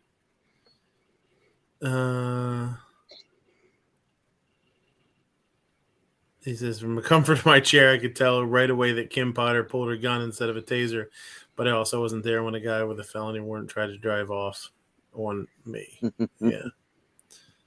Now I hear you, man. I know, and that's the luxury we have, is to look at this and have our own opinions and, differing opinions, but to also, hindsight's 20/20 to look at it. I do like the idea of you brought up a PCC or something, like a 9mm carbine or something like that. It's a nice, it's a good idea. I mean, I think it's something, but at the same time, like, do you want, like, some people want their rifle, right? They want that AR. They want that they want to be able to do that. So they have those, they want to have that firepower. Oh, I get the wanting the rifle side of things. I want my rifle in a close quarter. Once again, it's going to be a lot more accurate. You're going to have an optic, and assuming you have training and you've zeroed that red dot or whatever your optic is, it's going to provide you the best to get the job done. But you also have to understand, using a 5.56 in a department store from 25 yards away, the caliber is what bothers me, not the choice of the weapon. The caliber is what bothers me in that situation right there. I think it was probably more like 25 feet or less. It was pretty close. It was the end of one aisle to the other. Yeah, it was pretty close. He was standing at the end cap, and it looked like it was about, maybe 20 feet or something like that. It wasn't very far. Yeah. So, all right. So I got two things from Savage, which is cool. I like Savage. I own a Savage. And this is a Savage. It's a Magpul collaboration with Savage, which is kind of cool. Savage Arms new 110 Magpul Hunter rifle. And this chassis kind of looks similar to what Magpul has done for some of their shotguns. What is it? The Mossberg? Yeah, Mossberg, I think. Like their Hunter chassis and that for the Remington 700s and the 1022s and that. So this is to fit the 110. Combination mates Savage's reputation for accuracy with Magpul's renowned versatility to create a unique 110 that's ideal for any shooter.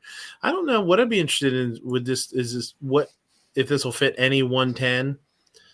If it'll fit a 110 with like a bull barrel or something like that, or if it's just made to fit this. If it's not sold as a stock by itself, can you buy this stock by itself? Probably, but what will it fit? I don't know. The Hunter stocks are a solid compartment for the versatility of the 110 action and barrel, but this is much more than an aftermarket stock. We designed a 110 with a heavy barrel and durable coating that match and look the feel of the Magpul Hunter stocks. I have my Savage has that bolt handle. I don't like that. I don't love that bolt handle, to tell you the truth. It's fucking huge. Weird. Yeah, it's really big. It's a bit much, but AccuTrigger. I'll tell you what though. Yeah, I love my Savage. That's might be my favorite gun. One of my favorite guns. 18-inch barrel. 20 ammo rail. Here we go. Magpul Hunter, right hand, 18-inch barrel at 308, almost $1,100, $1,050.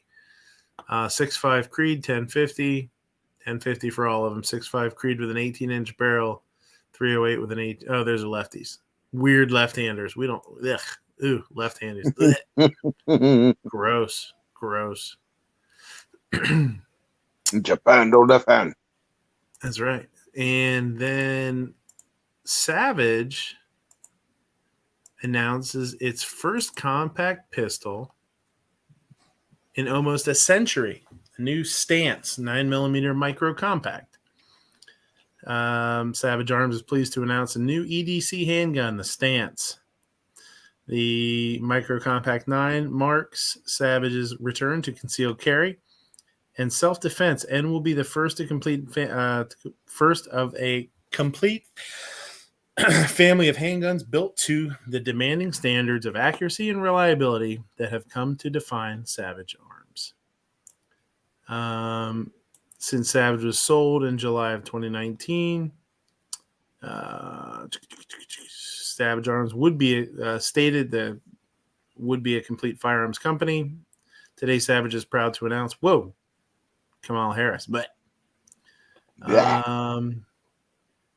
Savage is proud to announce the first step into what is the largest segment of the firearms market with the introduction of Stance, a micro-compact 9 pistol manufactured with premium materials, finishes, and features.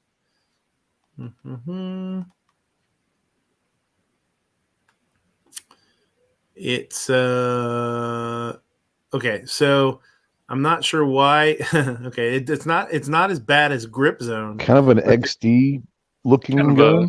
Kind of a football pattern on that. I was just gonna say it looks like a goddamn football, especially in that color brown. Yeah, it looks like Taurus fucking FN. Yeah, it's got no snag sights up there. Apparently, you can see those. 2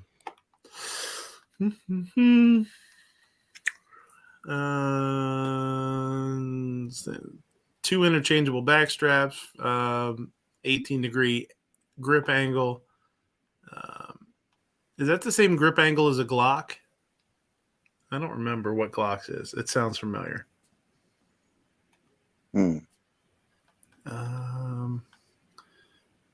Ambidextrous mag, stippled grip texture. Interesting looking gun. I actually hope that they have that at range day. I'm definitely going to try to shoot that. That looks actually pretty good. Yeah, it's kind of aesthetically it looks good. Yeah, there's I don't know. There's something about that. I don't like that lace football lace grip. That looks weird. I don't like that. But easy takedown with a takedown lever, no trigger pull needed. Snag free sights.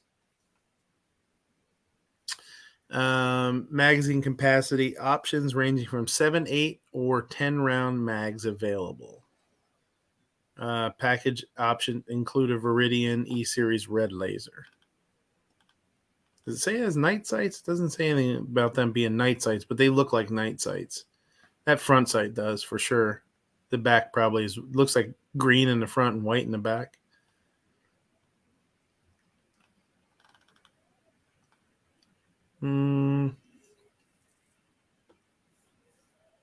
So you're looking at the same price as a Glock, basically, as well, roughly. Yeah, mid 5s, mid to upper 4s to the mid 5s, depending on. Jesus, oh, they have some with a manual safety too. That's interesting.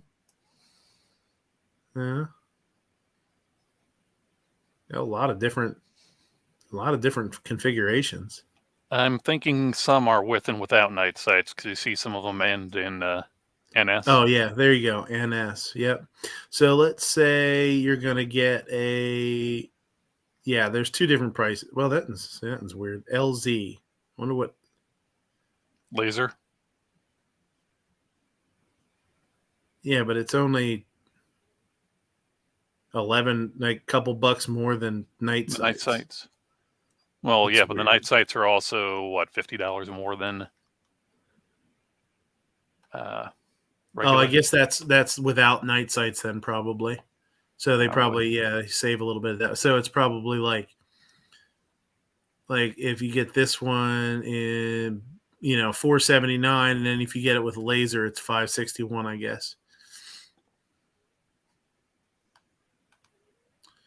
Yeah, a lot of different configurations. Yeah, I'd be interested to see if they have these at the outdoor show too. It'd be nice to pick one up, play with it a little bit. I like the front, the open slide. The cuts in the slide are pretty sharp looking.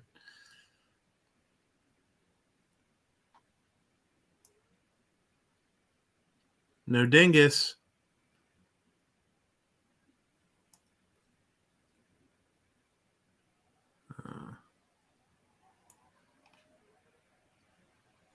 That does it look like the ejection port in the slide is really far front on this? Like it's right above the trigger. Is that odd? Not Or is it really. just I'm me? got my Steyr sitting on my desk here, and it's basically the same. I think it's really? just for how short or how short it looks from the front of the ejection port to the muzzle. The barrel, yeah, the end of the Yeah. barrel.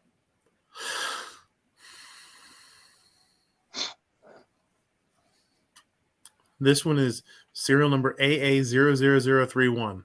This is number 31. You can have that one. Nah, probably a prototype. Mm-hmm. And the who would want a gun from Alcoholics Anonymous anyway?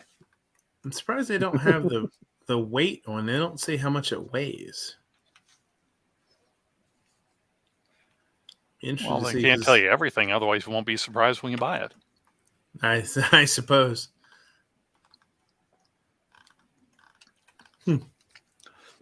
Probably something for SHOT Show. All right.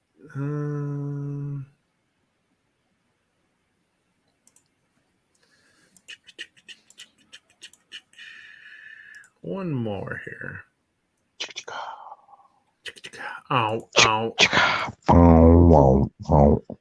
Gifford smears Sand. teachers as likely to shoot students if allowed to be armed. Then maybe we shouldn't have them being teachers. Our teachers here have been armed for 3 years now. Not one incident. Not one incident, period, at all. Is this over Ohio teachers being armed now?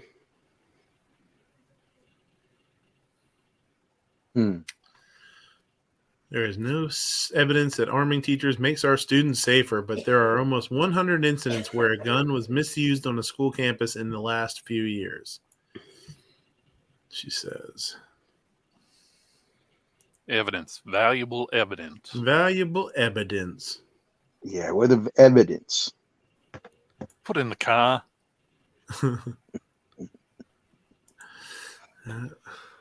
Yeah, I could tell you at our local high school, they haven't had any problems whatsoever. And they've got 20 or 25, I think maybe 25 teachers carrying on a daily basis. Most of them are like open carrying because, like. Oh, okay. That was my question. Was that are they they have the option required to conceal carry? Okay, they have the option. They have the option, and I would say probably. I don't know. They say half. I'd say maybe like a third, maybe like let's say 7 or 8 of them carry open. Wow. But we have like 20 to 25 on a daily basis carrying, and not a problem whatsoever. Be like, don't talk back at me. I'm gonna take my gun out. Yeah. Well, understand that I think the teachers that are going to take that responsibility, I mean, they take that very seriously. Yeah, it's a real big responsibility and stuff. You can't be provoked, or taunted, and stuff. Then you lose it. You take your gun out and stuff. You got to have that restraint. Yeah, when our school board decided to pass that, gosh, it was. Oh man, it was probably a few months after the Florida thing, and they started that next fall. That whole summer, they went through 50 hours of on-site training, doing active shooter training.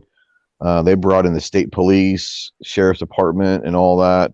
They had to go through a concealed carry thing, but they had to go through 50 hours of on-site at the school training during the summertime before they were allowed to do it. So, I mean, you had to really want to do that, and taking 50 hours throughout your summertime to do training at the school is no big, it's no small task for teachers to do that. So, I mean, they did a really good job, and they set the criteria down. They had a really good plan. They executed that plan. Like I said, it's been going on for like 3 years now, and not one single issue. It's great. That's awesome. Yeah, the one that Ohio's trying to pass right now, I think ours would be like, it's either 25 or 35 hours because it's like a multiple day course of like the time spent like a week. And Michael Bloomberg and company were the ones that sued for over it because they're like, oh, these people need 700 plus hours of training just like police officers have, and it's like, they're not cops, dude. No. I'm not going to go there because we just saw a video that showed that 700 hours may not be enough. So whatever. But no, like I said, I mean, I think that and most of the teachers that like you had to already have a concealed carry permit before you could even apply to get this at the school. So not only that, but they said not only have to have, I want to say they had to have it for at least 1 or 2 years, have a concealed carry permit for like 1 or 2 years, but they had to go back through training and then the additional 50 hours. It was pretty extensive. So like like I said, the school board and the superintendent, they were serious about doing this. Was like, we're not just going to let anyone carry. So the criteria to get chosen to do this was pretty stringent.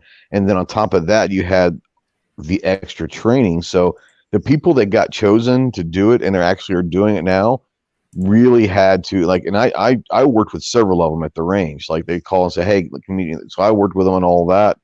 And it's really good. It's for me, it's awesome to see the teachers say, hey, even in a small town like I live, the police department's right down the hill. 5 minutes is 5 minutes, you know. 5 minutes means a lot in an active shooter situation. Definitely. Yeah, the main reason that Ohio's came up is because there's a lot of rural schools out here, and it's like 20 to 30 minutes away, and they have no school resource officers. And I think most of their local PDs are like 3 to 4 people at most. Yeah, I think we have like two city cops and like 2 or 3 sheriff deputies on patrol at any given time. Let's say 5 or 6. But those sheriff's deputies are also county-wide, so it's not just in our town, you know. And we have 1 resource officer, Uno, to cover the entire campus of elementary, middle, and high school, which are all 3 different buildings. We have 1 person covering that. So that's kind of the reason why they did this. It's like, hey, look, we've got to do something, you know. Yeah, like in my school district here, you know, in my town, they have their own security and police force. So, you know, when it first started out that they opened up the security department, and then they had like police officers like working for the school district, you know, and they were like plain clothes and stuff until when they were able to open their own police department, you know, their own uniform department and stuff. And then you had your own 2 separate. So you had security in each school, and depending on the problem schools, you know, like high schools and stuff, that would have like a police officer or 2 there, and the rest would be patrolling the whole town, you know, the whole city, you know, all the school districts, you know. But I mean, yeah, it's kind of hard, you know, because when you don't have that kind of fundage, you know, and stuff, and you only have like, oh, we only have 1 person, and they take care of these schools and stuff, and you're kind of like, dang, that's not enough, man. And so, you know, but we went through a lot of different scenarios, and I was at the town hall thing, the open mic stuff, and I was asking questions. There was a lot of scenarios, and one of the scenarios, which I think they could still do in conjunction with the teachers, but setting up an office there in the school and it just be like a liaison office, but like throughout the day that the police officers or deputies that are on duty, like someone's always rotating through the school. Like if they had to sit down for half an hour to do some paperwork, well, go to the school and do your paperwork. So you're now on campus. They were talking about setting up an office there to be able to kind of like a satellite office, which I don't think is a bad idea either. Yeah.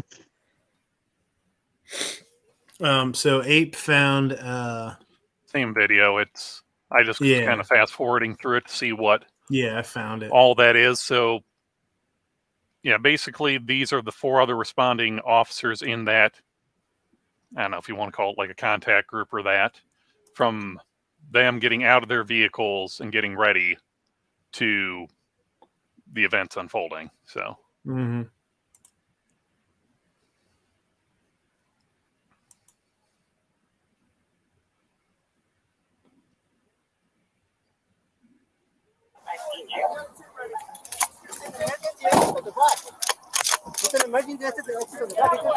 Okay. So you got a dude with a shotgun, and this guy down here that was that like a zombie green something? It's a gas gun. Yeah, it was. I was going to say it's like a non-lethal something. Yeah. So. Is anyone else in there? We have associates in there. All right. Yeah. Top left dude is shotgun. Let's start moving up. All right. Push. Top right is M&D, and then gas gun guy. Roger, we're moving up. Stand by. All right. You said contact that last week. Hold the frequency for you. And we're going to be moving up right now. All right, moving up. Whenever you're ready. And then give that warning. Gotcha. All right, anybody inside? Come on out. Hands up. All right. Hey, keep going in. We got people inside. Yeah. We're good. Watch the stairs. Watch the stairs. All right, please. Hey, diamond formation, guys. Diamond formation. We got a diamond formation. I'm on the right. Diamond formation. All right, pushing. If you're up to the stuff on the floor, make yourself known. All right, pivoting. I'm trying. I don't think that's a gas gun. I think it's a beanbag gun. Yeah, it was a beanbag arrow, I think, if I'm not mistaken. Yeah. No, gas gun because it looks like what the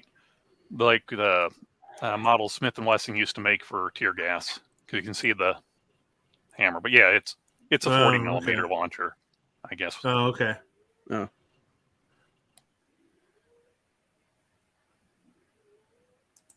Yeah. Let Jordan hit him with that 40. Right. Hey, your hand cutting the nation. Watch my hand. These three guys seem to be communicating well. Yeah. Mm-hmm. LAPD, we're coming up. If you're up there, make yourself known. Do it now. Jordan, all right. Hey, careful with that. Okay. Yeah. Let Jordan hit him with that 40. Right. So they're even talking about they're actually talking about using non-lethal.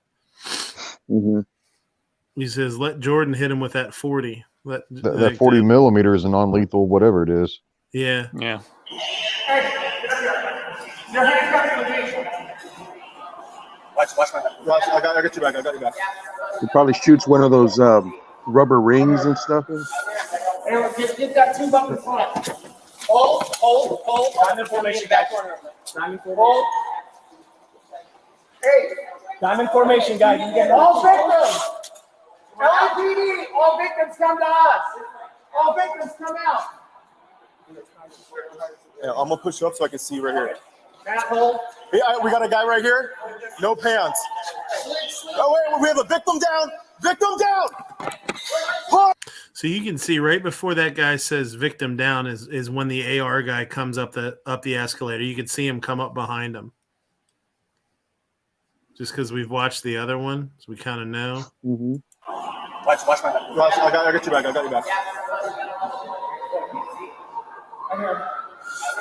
And just get that tube up in front. Hold. Diamond formation back corner. Diamond formation. Hey. Diamond formation, guys. You get all victims. LAPD, all victims come to us. All victims come out. Yeah, I'm gonna push up so I can see right here. Matt, hold. Hey, we got a guy right here. No pants. Oh wait, we have a victim. There's the AR guy right there on the right. Mm-hmm. Yep. Victim down. Push. I got point. Come on out. Get out. Wait, he's got a tube. Get her out. He's hitting behind to the right. Where the fitting rooms. So they're saying fitting rooms. Mm-hmm. Hey, keep bleeding. Hold up. Right here.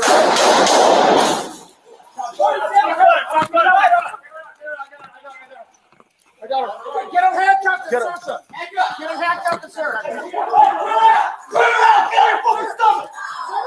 Get her fucking stomach. Turn him around.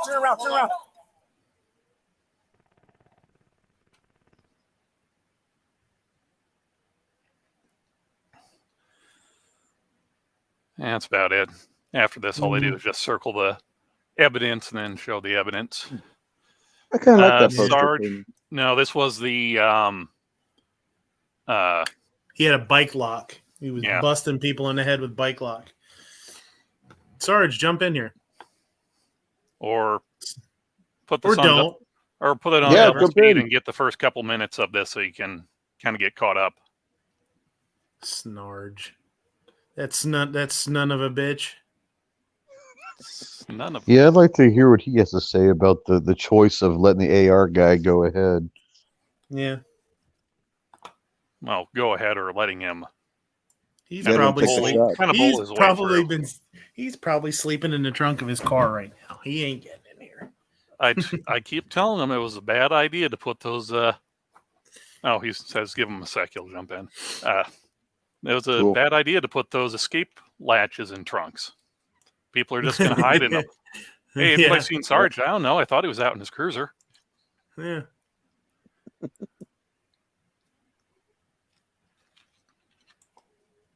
In the meantime, I've heard some hilarious stories from Sarge about some of the stuff that he's had to go through in the years, and if you ever get a chance to, man, it's some pretty comical stuff.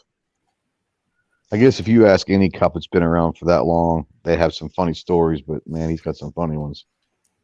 If they'd had one of these, maybe they'd have been better off. Ideal Conceal's latest self-defense venture is totally concealable. 2-shot 9mm pistol. Looks like a smartphone. Now, wasn't there something a while ago about their 380 to where the ATF kind of put their foot down on their throats about it? I don't know. Or was it just that they figured it wasn't ready for market or something like that? I don't know. It doesn't say anything about it.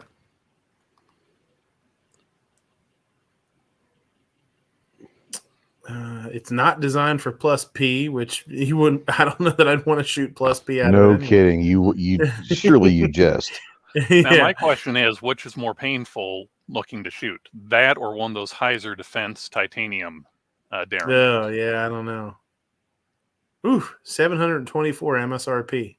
It's a lot of dough. So you get it for $5.99. That's crazy. No, it'll be the new hotness. It'll hold out on its high price tag for a while.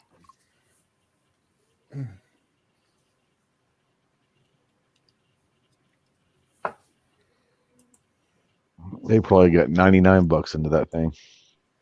No, there's a lot of R&D. It's a Snarge. What's up? What's going on? What's going on, buddy? Nothing. So you haven't watched any of it. Did you see that video? Once I saw some of it. I had seen some of it already this week. Yeah. I didn't know that someone was accidentally shot in the dressing room. That's very unfortunate.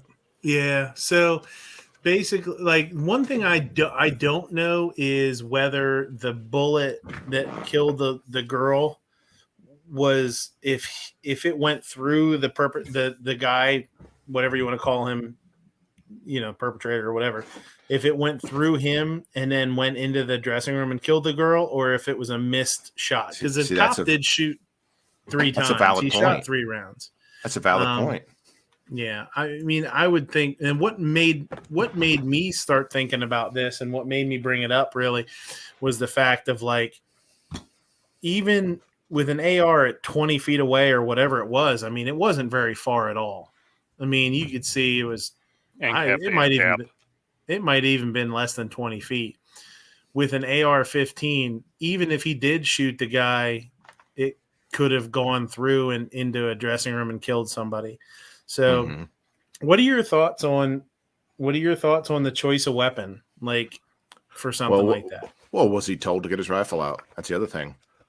Did the no, Sarge he call wasn't. From what I saw, from what we've seen, he actually pulled up. He was late to the party compared to the other guys. The other guys were at the top of the escalator. He actually sort of interjected himself into the group and took point. Who was in charge there? See, that's the thing. Did the there's a lot of unknowns with this. Yeah, there's a ton of unknowns. Did the sergeant tell him to grab his rifle? You know, I don't know what their policy is. I don't know what their training is. I don't think it's a bad choice. I think it's a bad result. Right. Obviously. That's true. Right. But like you said, did he miss and it go through? Did it go through the suspect? I don't know. I don't know all the details. It's not a terrible choice. Terrible outcome, but not a terrible choice of weapons. Mm-hmm. Yeah. I told him that I like the choice of the rifle. Because you're talking about a close quarter situation, you have a very accurate rifle with an optic, and it does have an optic on there. So you're going to give the best opportunity. Now, the question is, and I was going to ask you this, is I said I don't like the caliber choice of 5.56 in that situation. Obviously, they may not have PCCs, but do you think a PCC would be a valid choice for that type of situation for law enforcement, or do you think staying with a 5.56 would be the best thing still? So here's the thing. If it's a mission and you've got things calculated, a PCC doesn't take the place of a rifle. No, absolutely not. A rifle and a PCC is very, very weak at distance when you're trying to engage an armed opponent versus a rifle. Yeah, but in this situation at 20 feet, I think it does. I mean, I'm saying, but I don't know that. Yeah, we don't know what distance they're going to engage this guy at. Exactly. They're going to be in a stand. No, I thought the rifle was the right choice for sure. Do we know if he has a gun, or is a shootout about to take place? What was the call? Well, not the outcome. What was the call? I want to say, didn't Travis? You said that there was someone said that they had heard rumors that he had a weapon. But then they also heard that he was just with a bike lock or something. Who knows? Yeah. So the dispatch call might have been in the front of the video. I didn't. Yeah. So originally, there were reports that the guy had a gun. So when they called 911, they said there's a guy with a gun, and he's assaulting customers or whatever people. Okay. And then when he actually had a bike lock. But that's it's not relevant at that point. What matters is what the information that you have at hand. Well, which is there's a man with a gun. At hand, that video that I linked you, Sarge, at that timestamp, as those 4 guys, shotgun or officer with the shotgun, the M&P, and the 40, are walking up, there's like either an associate or a witness saying, "Hey, there's a guy in there with a bike lock, smashing shit up." And the cops are responding. It's not just somebody blurting it out there. The lead was asking, and that's whether that information was further relayed to whomever was in charge. I don't know. So, but that's also when they were saying let the guy with the 40 millimeter. I think at that point they're like, okay, let the less than lethal guy take the lead, and it sounded like all the other first three guys were like, okay, with the 40 millimeter go. And then all of a sudden the AR guy comes in late and he literally pushes the other 3 back to the sides as I got. I saw that. That's crazy. Yeah. So they did have an associate tell him it's a guy at the bike lock. Mm-hmm. Well, then you gotta slow it down just a little bit. Yeah, which I think who's in charge there. That's the other thing. Well, you couldn't tell on those videos. I'm not sure. I don't know about. I mean, LA. That was one thing too. There was. I didn't see anybody say, that, or saw rank, So, well, you don't have to be on scene to be in charge. Yeah. So I don't know who. Well, they kept saying keep the comms up. So whoever was in charge might have been in their ear for all we know. Mm-hmm. Yeah. Well, if they had new information from some boots on the ground, they should have slowed down a little bit. And I guess, like you said, the subject wasn't going anywhere. Perpetrator wasn't going anywhere. Aside of that, he could have hurt more people. That's the only thing, so that's probably why, sometimes it makes you want to rush because you want to get to the person first so he doesn't hurt any more people. And like I said, I see your point. You got to slow down because you got to think what you're going to do because if not, they got to get to him. That's what I mean by slow down is, how badly do we need to stop this guy? Right. Yeah. Can we stop him with that 40 mil? Because I don't know whether they got ferret rounds in it or they're going to pop some gas on them or just because they've got some impact munitions they can fire out of that thing. Yeah. Whoever that grenadier was had options and, Well, the only question that I have, and this is a personal question for you because you're the only one that could answer this, is the only part of this. I mean, there's a lot of it that I don't like, but the ultimate thing of the guy showing up late, and he grabs his AR from his vehicle, runs up the stairs, and he's the last one to get there, and he literally tells the other three to stand aside, that he's going to take lead on this. Yeah, Is that normal? I mean, I don't that's what I'm asking. Is that normal, or is that something? Maybe was he the one in charge? I don't know. I don't know, because hell, I mean, did he hear the guy say that the guy with the only had a bike lock? Did he hear that? I'm saying he should have heard it. I don't think he did. I think he got there late. No, I don't think he heard that. He should have heard it, and someone should have relayed that. True. Yeah, but I was just, as far as like, tactics go, like it was odd to me to see the last guy show up, push the other three that had been that's there. That's got nothing to do with it. I know. That's what I was asking you. Is that normal procedure? That's got nothing to do with it. It's whoever is the most competent and the most, that guy was an informal leader, but I don't know who dropped the ball there. Yeah, I don't know either. Did he have all the info and still go maybe a little bit hot? Or did he miss anyone saying, hey, he's only got a bike lock? Or was he still thinking man with a gun? I don't know. That's why I don't know either. They've got to have a full investigation to see what actually happened, because I've said this a bunch. That's the point of an investigation, is to find the truth. And then, who failed, who did anything wrong. No one may have done anything wrong. I mean, I don't know yet. It's very, very unfortunate. But if you found out it was only a bike lock, I mean, don't get me wrong, you can split somebody's skull with a bike lock, but you got to be close to them. The bike lock still presents a threat. Absolutely, the bike lock still presents a major threat for sure. How about this? You have the option of using less than lethal. I'm not saying you're going to, but you have the option, versus if he had, like, say, a firearm or was like actively injuring someone with it, because it kind of had him hemmed up. And I'm just saying it's an option. I'm not saying it's the best choice, but at least I it was will on say the table. this: that they if it was a man with a gun, it's kind of off the table. Because they had one guy with a handgun, they had one guy with a shotgun, a guy with an AR, and a guy with less than lethal. So they had all four. I mean, they I don't know. I don't know which one takes the lead in that situation. Well, we don't know how the information was getting relayed. It might not have been relayed correctly at all. I don't know what their procedures are there. That guy could be on the SWAT team, and they could say when the SWAT operator gets there, he takes lead. I don't know. I don't know any of that. But it sounds like there was some miscommunication or lack of communication, possibly. I'll be interested to see how this turns out. Yeah.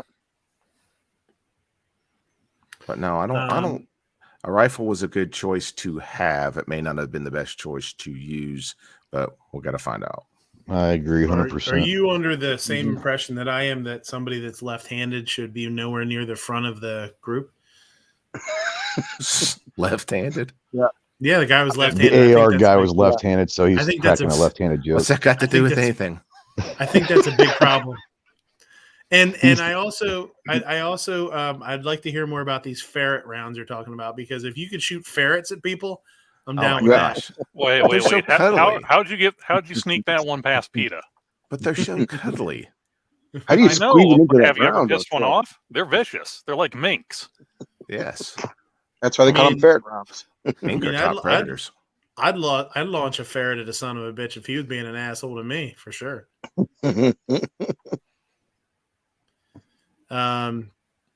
Ape has the obnoxious is asking for that link. You put that link out there for it's that link should start right when they get out of their vehicles, and then it's the first three. Right before they form up. They've got subtitles going on the bottom. White is the officers, yellow is anybody else, how they got it colored. And the other thing is you've got to, you always take every eyewitness account with a grain of salt. You got to take the guy with the that said it was a bike lock. You got to take that with a grain of salt, because man, people see things differently. Let me put it that way. That was Yeah, what I was that's saying. true. Is it's true, but I don't know. Like I said, I don't have law enforcement, so I don't have that training or all that. But to me, it just seems odd that they went in. AR guy goes in there seemingly with less information than everybody else. Well, they should Yes, have. you could say They you had could sit plenty there. of time to relay it. That's what I'm saying. Is There was plenty of time for it to be should relayed have as they're taken going down 10 that aisle. seconds? Yeah, should they have taken 10 seconds to kind of ask one more time? Hey, who has seen this guy? Is there a weapon? I mean, do they do that or they just go? I mean, I don't know.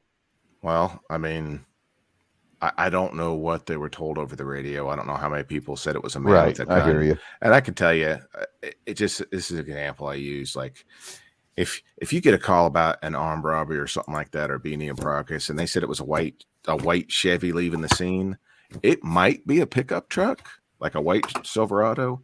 I mean, it might be a truck, but it could be a Dodge, it could be a Ford, it could be black instead of It might white. even be It could white. be red. Yeah, exactly. It could be a goddamn Suburban.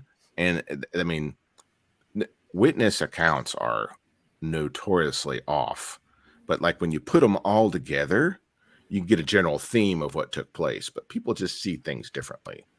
Some And people that's what I don't was even saying. know. Should they have taken don't 10 know seconds cars, they don't know themselves to ask guns. questions or go find more? I don't know. Like I said, I don't know. Like I said, to me, There'll be I a don't lot know. to find out.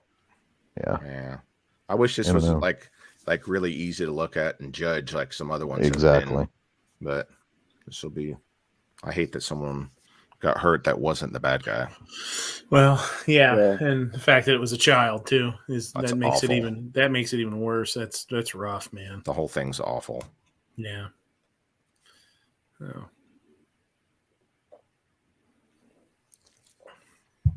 But I personally don't want to get hit in the head with a bike lock. No, I understand that. Why do you think the bikers carry the padlock in their back pocket on a chain? Because I found it real quick that you can crack someone's skull. And there you go. It's definitely a lethal weapon, no doubt. Oh, and that's why they carry them. Look, pay attention when you see like some real patch wearing bikers. They've got a goddamn padlock in the back pocket on a chain. They'll crack your skull with it. And shoot ferrets at you. Sons of bitches. Yeah. Mm-hmm. Bastard. Ferret shooting people. Sarge, while I got you here, what do you think of that one the other week with the ex-husband and the new husband or boyfriend or whatever with the picking up the kid and it went bad? Has there been any further investigation? I haven't heard anything, and I haven't heard that the dude was even whether he was arrested or not either. I don't know if he was or wasn't. I haven't heard anything. I was watching some other videos on it, and it's a little bit deeper. Like that guy, the guy that got killed, like his daughter would babysit the shooter's kids when they were young, so they all knew each other. Yeah, it's not like, oh gosh, crazy ex-husband shows up. No, it's everyone knew each other, and there's like several layers of deceit. Mm-hmm. So who knows how that one's going to work out? I don't feel good about it at all. One of the craziest things about that whole thing, and you'll probably attest to this more so. Well, you and some of you guys, I mean, being in the military too, Ghost, you've probably seen crazy shit like this too. How the wife watched her husband get shot and watched him fall to the ground like a lump, like a sack of potatoes. And it almost didn't even register to her. She was. Do you know what she thought? Did you watch any interviews? Much shock. No. She thought he got hit with a stun gun or something.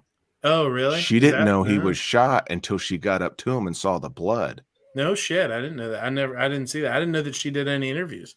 Oh yeah. No, I watched some on it because, like I said, is that one legal? I doubt it.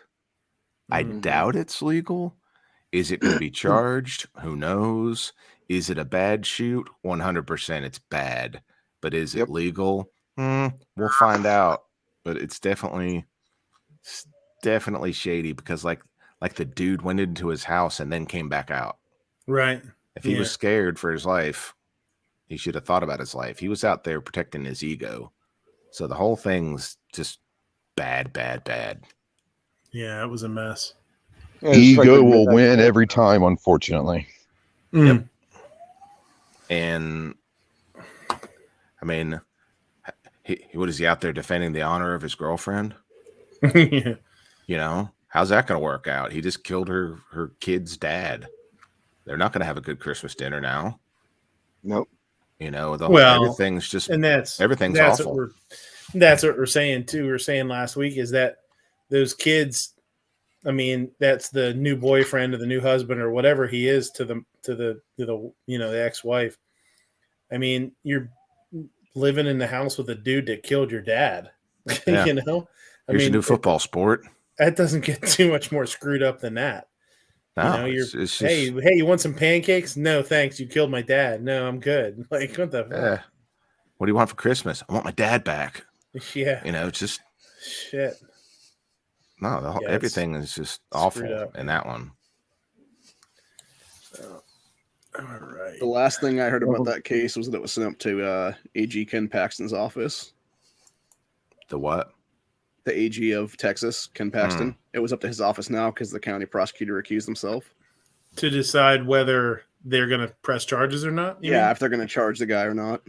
See, and then wasn't like one of the wives, one of the ladies, someone involved was a judge or something like that. She had to recuse herself too, wasn't she? The guy who was the shooter, Kyle Korath, it was his ex-wife is a judge. Chad Reed, recently who was the guy separated who was wife. shot, it Recently was separated. His ex-wife that Kyle was banging. The shooter, I guess they were just separated at the time. Wife was the judge that signed off on all the custody stuff between the other, the victim and the so she was involved with pretty much all parties. And then she starts fooling around with the guy who's now cheating on his wife, the judge. I mean, the whole thing is intertwined and it's a mess. It's like a bad daytime soap opera. It 100% is. Sounds like it should be in Arkansas, just saying. Yeah. The whole thing is messed up. Yeah. But if you dig deep into the rabbit hole of YouTube, you can find some other people that did like interviews, like some of those true crime reports and stuff. And I guess where they allegedly spoke with the family. And there's like some interesting stuff on there. And I'm curious as to how that one's going to turn out. Yeah. I mean, yeah, we went back and forth on that one for quite a while too. Like I was watching was it Coleon Noir and I watched Warrior Poet? Yeah, I watched that too. I watched that the other day, actually. See, they brought up a lot of good points. Yeah. So yeah, John Lovell and Coleon Noir. Yeah, and this was before the one that I watched. Probably the same one you watched was before Coleon even really got into it as far as the legalities of it and did research and did his own video. This was just like a first impressions kind of thing. Mm-hmm. So it was an interesting video to watch for sure. Go check it out. Mm-hmm. And yeah, that's another one. You go back and forth on it. You're like, well, maybe this, or well, maybe that, well, maybe this, well, maybe, it's hard. Well, my gut feeling is it was wrong. But whether it will be deemed illegal is to be determined. Yeah, I feel the same way.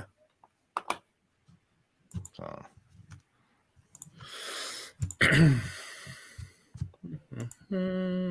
I love dissecting those videos. That's always fun. Yeah, I know. And, sitting in the armchair, Monday morning quarterback kind of backseat driver is makes it interesting because you can really look at things that, are necessarily happen so fast too. And if you were there, you wouldn't maybe even caught them, but we have the opportunity to see them.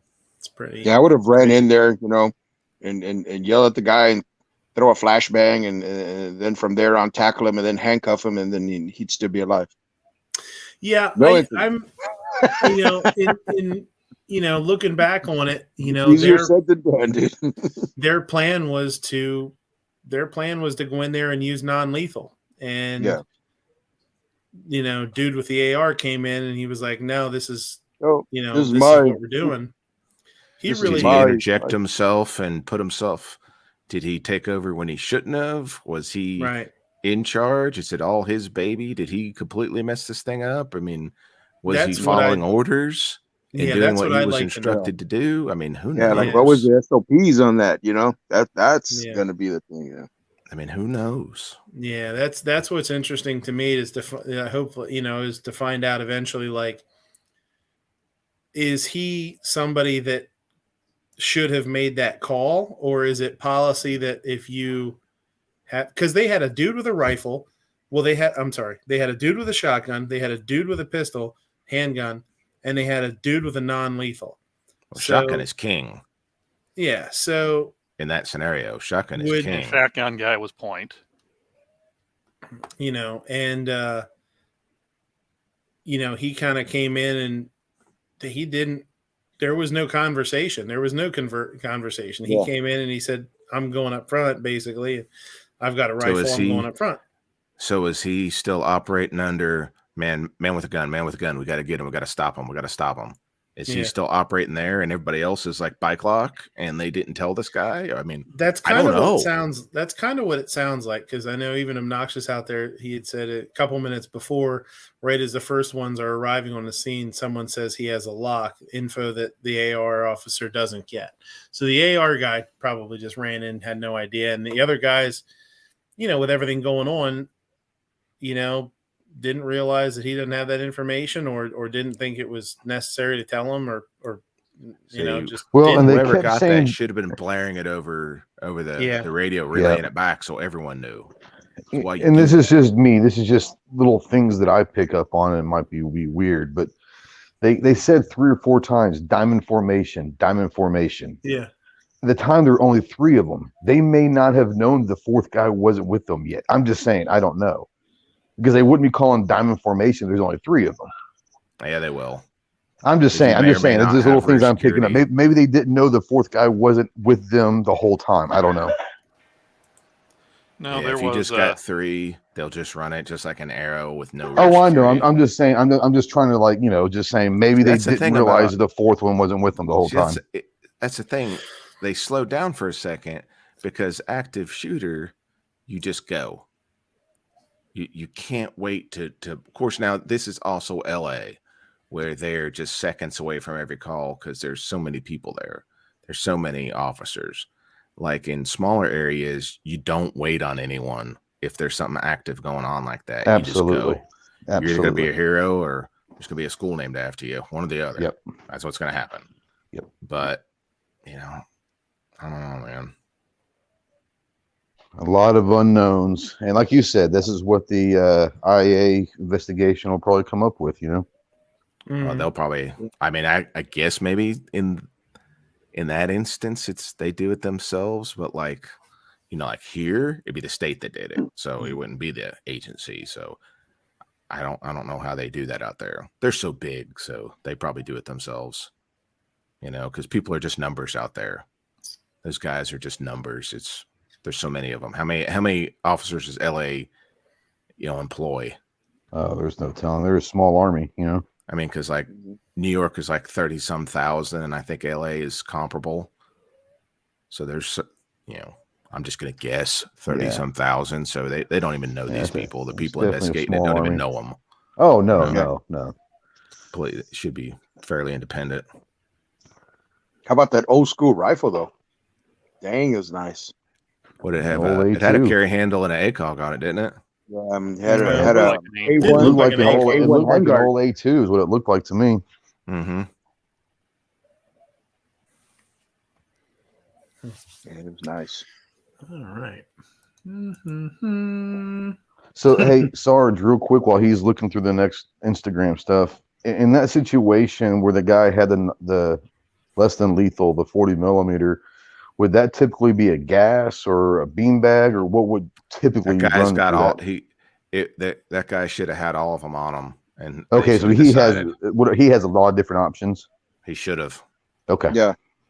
Should have. Of course, I don't know how quickly it was, evolving.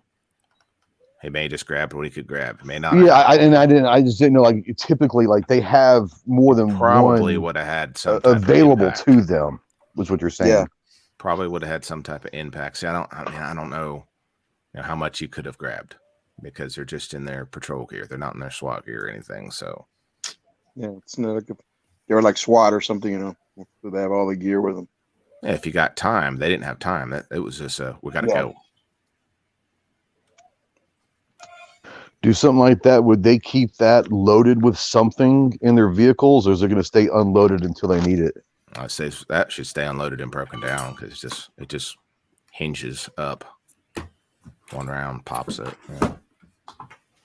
But they should have several with them of different options. Right.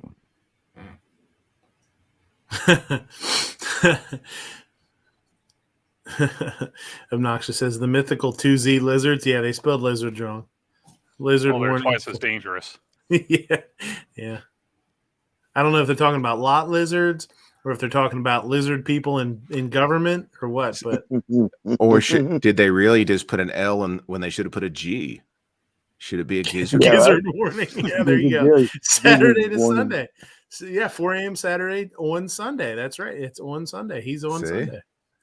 So 4 a.m. So he gets done with his show on Friday night, and then there's a gizzard warning from Saturday to Sunday. Yeah. Oh yeah, this is morning show. Here you go. This is a good one.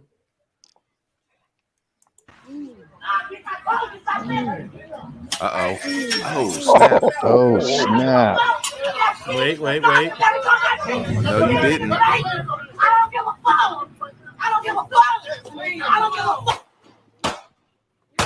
Oh, I bet she cares now. Yeah, I bet she gives a Yeah, fuck I guarantee now. she cares now. Yeah, she's like, I don't give a fuck. Well, I bet you do now. I bet she did at that exact moment.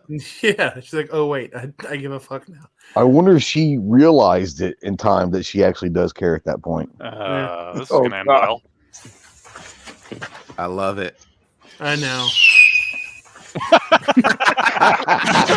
Oh! That's a gift that keeps on giving. Yeah. Incoming! He shouldn't have clinched. Hey, Uncle Steve, how'd you that get that burn on dude your... has had better days. You should have wiped after eating Taco Bell. Yeah. He should come home look like Al Bundy on like all just beat up and clothes torn off. You never gonna believe what happened. Being an adult is all about being tired, telling people how tired you are, and listening to other adults tell you how tired they are. That's 100% true. That's true. I got to get this T-shirt. Yapper, snapper, or crapper? Where do you want it? Obnoxious says it launched him. Yeah, it launched him front. It's a shame he didn't take off across the ground like get all skinned up. Had it look like the dad from Christmas Story when he goes down the hill. Later, dudes. Here's the one that I was talking about earlier. Keystone Freedom. 2022.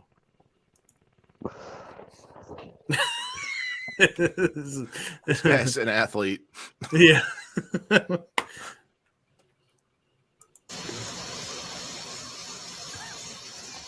Don't kill him. Snake did kung fu. His legs stiffened up like a pygmy goat. It's like one of those fainting goats. Travis, I told you to delete that video of me. I really didn't want anyone seeing that. We know you're self-conscious, Ghost, but the sports shorts do look flattering. Hey, I was rocking it that day, you know. I know a lot of people have second jobs, but Tupperware here has a second job. He drives for Uber. This is him. Here's your soup. Feel better. Feel better. I know I do. So it says when your family's white elephant is themed something stolen from grandma's house. Okay. Is grandma there? Okay, she's there even better.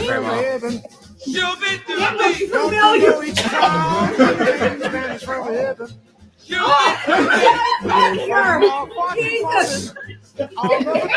Older than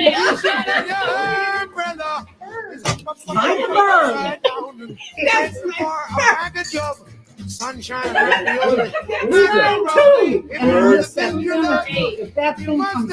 That was pretty funny. It kept pulling out stolen shit. There's a blender bottom. This is the best bird ever. You gotta have one of these birds.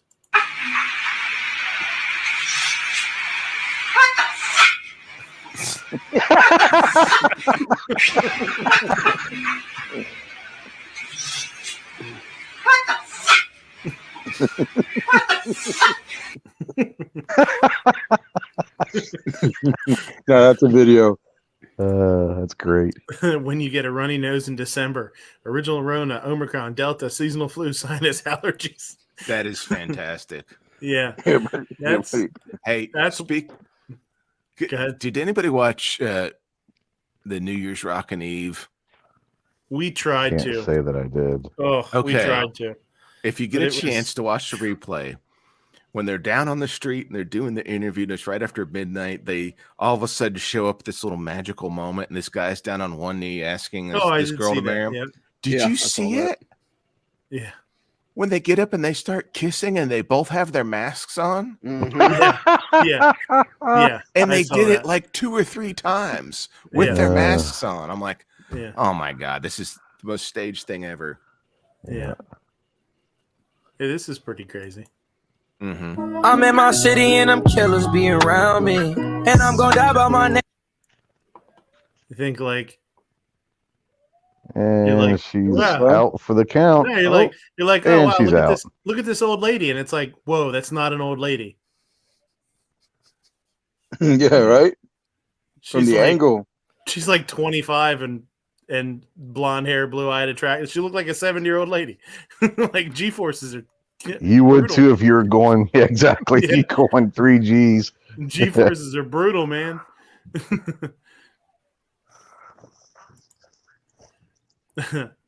It says we found my wife's phone in the toilet. We weren't sure which one of our 3 kids put it there until she scrolled through her pictures.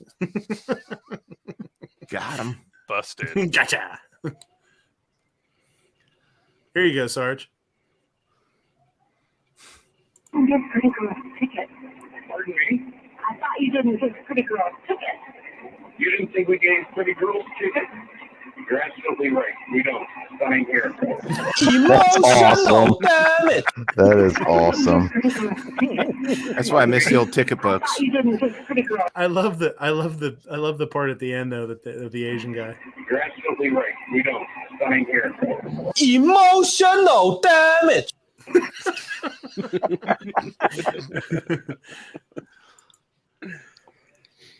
I like pizza.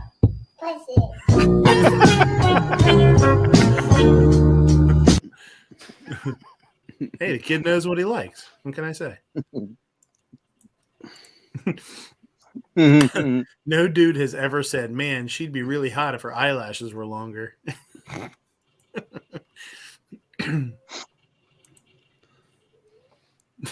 Maxwell is guilty. Now show us the client list. You're going to show us the client list, right? Yeah, right. Never. That shit's going to be buried till we're way long dead. Mm-hmm. Yeah. And then it's going to blow your mind. Oh my God. Yeah.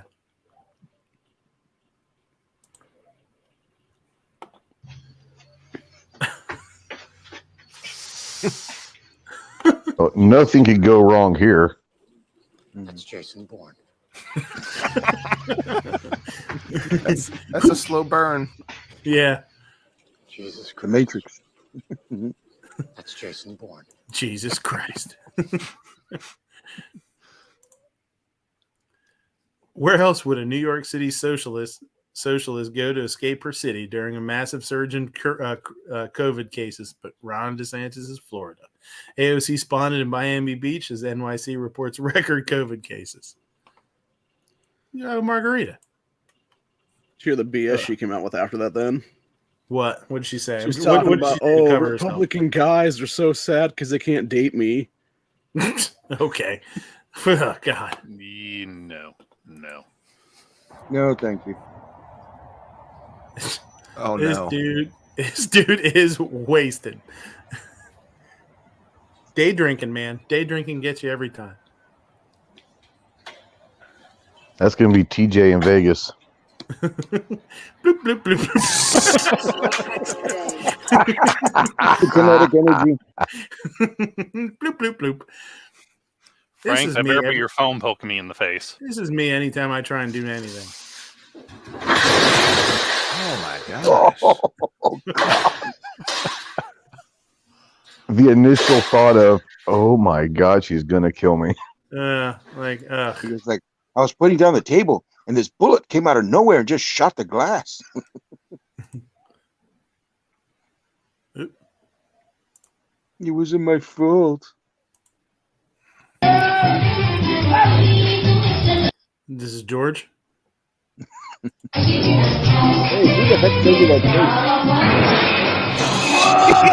my God. Oh, that poor bar. He's dead. Man, that was $800 Awesome. I had to Nothing fork over left. $800 for that.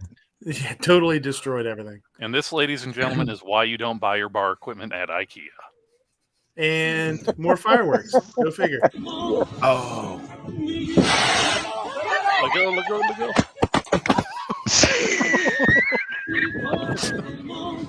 Old dude saved her ass, man. I'm sure she's never backed into anything in her car either. Boy, she messed this up. I'm sure she's backed into something. That wasn't nice. What's Pink Lady doing there?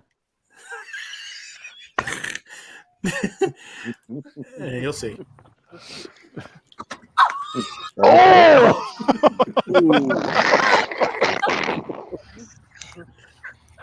Right in the cooter. I think it knocked her feet off the ground. I'm surprised the can didn't get stuck.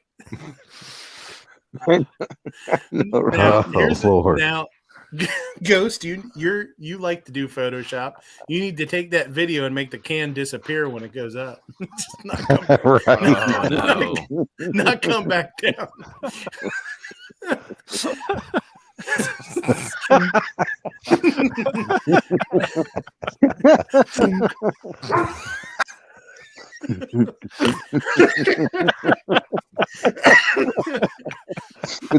The reaction of the woman's face, it would actually go with it. With like a sound effect though.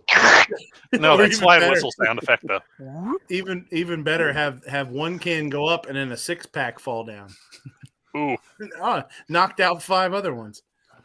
It's going George Washington. It's going to be hard to tax me with a musket ball in your ass, George Washington. 1776.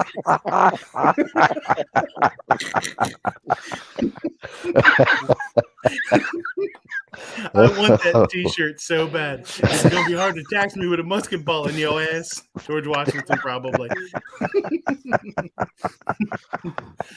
You can probably have it made. Oh, that's a good one. That one made me giggle. I like that. I love 66, 67. Oh, it's sold out. Go figure. I did like this one. I like this one. This is good. Thank you for being a friend. Oh, yeah. Travel down the road and back again. Hey, so we started from the bottom, now we're here, girl. Oh, yeah. This is my butt right here. Ooh, if I did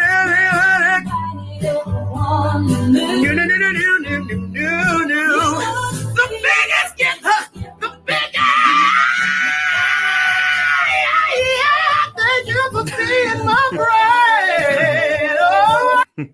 Rest in peace, Betty. Yep, rest in peace. She was the shit. I will say this: I feel like I might have jinxed Betty White because for Christmas, I was buying Christmas presents with my son. We were running around buying little stuff. You take him out and buy stuff for him to give to people or whatever. And I bought my wife a Golden Girls coffee mug. And then Betty White died. I was like, son of a bitch! I think it's my fault. Took out the last Golden Girl. Oh, god damn. Yeah, I'm like, man. In less than a couple weeks away from being 100. Yeah. Bastard. I actually saw something that makes perfect sense. It said she was technically 100 because she lived through 24 leap years, which would have gotten her past January 17th. Oh, there you go. No. There you go. 24. It's funny. It says years. ultimate. Holy It says mackerel. ultimate dad fail. But bought his son a driver. Yeah. Why is it a lefty? Oh, fuck, it's a left.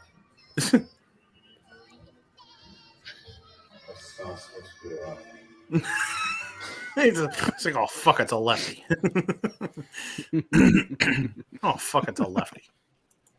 Oh shit. Those damn lefties, I'm telling you. Yeah. Didn't work. Curse of the lefties.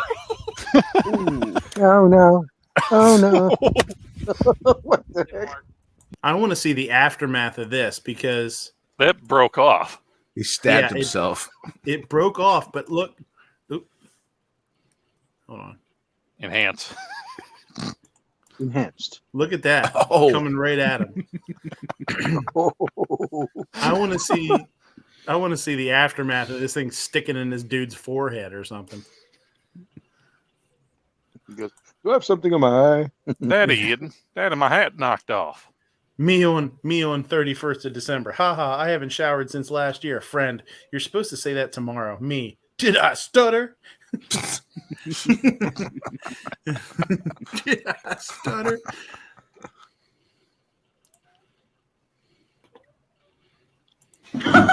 Oh, it's okay. So when I first saw this, I thought, oh, she fell down, like she slipped. She didn't slip. No. Look at her head. Oh, she didn't have any give either. She hit that son of a bitch hard. She hit the stud. I thought that was her falling that stud. No, that was her head hitting the stud. Yeah.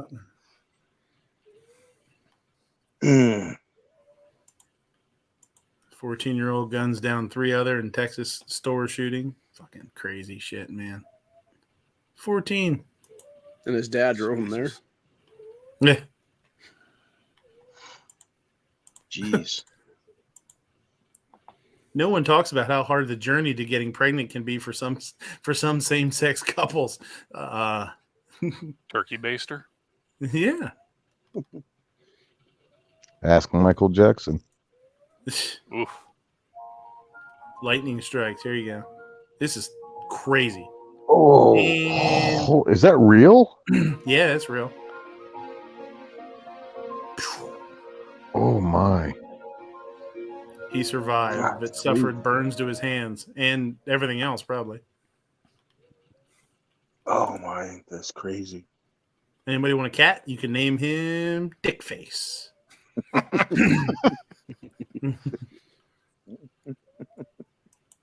Poor cat. This is 100% true. The food I make at work, the food I make when I get home. This is from For the Chefs. This is a really good account. And it's funny when you scroll through this, you see all sorts of stuff. It's like, shit. Where's the one? I had like ramen noodles and hot dogs. Yeah, eggs and toast, cold cut scrambled eggs for dinner, hot dogs, Bowl of cereal. So, yeah.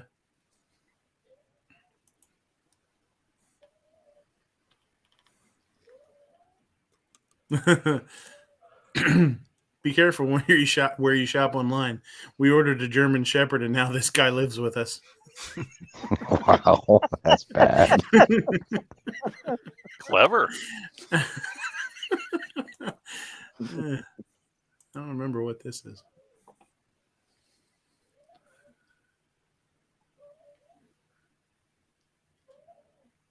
I don't remember. Like I might have saved this by accident or something. I don't remember what this is. Could have been something I accidentally saved. You might be really into gemming. Yeah, I don't know. I'm going to say, did somebody find their D20 that they lost all those years ago? I don't even remember seeing that. God, build a big fucking boat. Noah, do you mean a very large boat or a boat made for fucking? God, pauses. God, both. Oh. Here you go. You want to? This is nerve wracking. Look at this.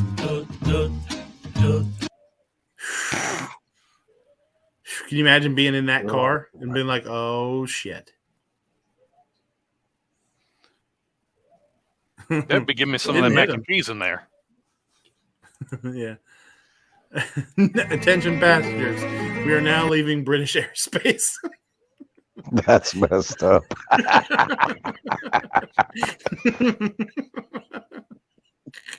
This guy says, we made it. Made it to Tuesday.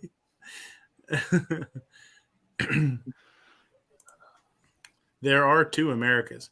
Woman sells farts in a jar for $1,000 a pop. Yet another attack on small businesses. Man arrested after selling farts in a jar without a vending machine license. Bureaucracy will kill you every time, man. I know. It's a son of a bitch, man. Shall not be infringed, right?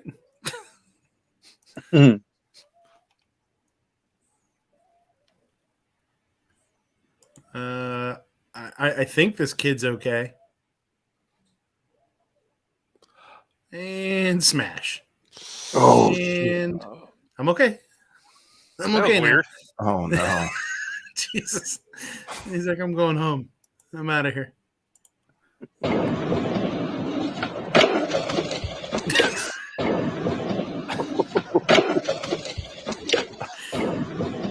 It shouldn't be funny, but that guy just kicked himself in the head.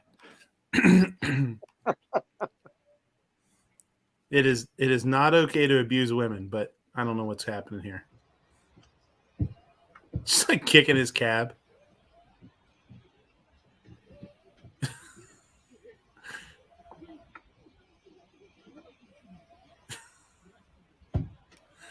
No fair for you. Meanwhile, in Soviet Russia. Get the hell out of here, lady. Russia's a hell of a place. Oh, no, fine. Oh no. You're right. Yeah. How can you not see this happening? Cheating. Dude, this is... It's not going to end well. This is... Yeah. You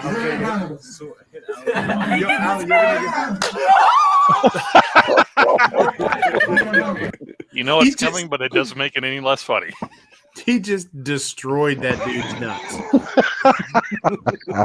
I mean, I hope he already has kids. He's like heaven after that. To be fair, he did hit the pinata. That's true. Oh, this is brutal.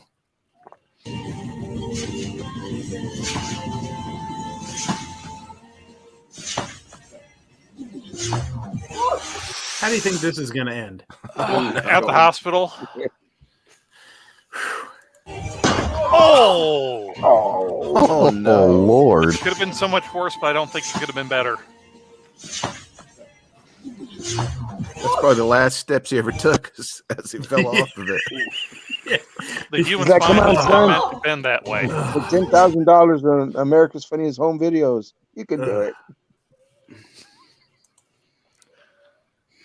It's toothless. Chomp. Alan B. Pro is in the news this week. Man charged with...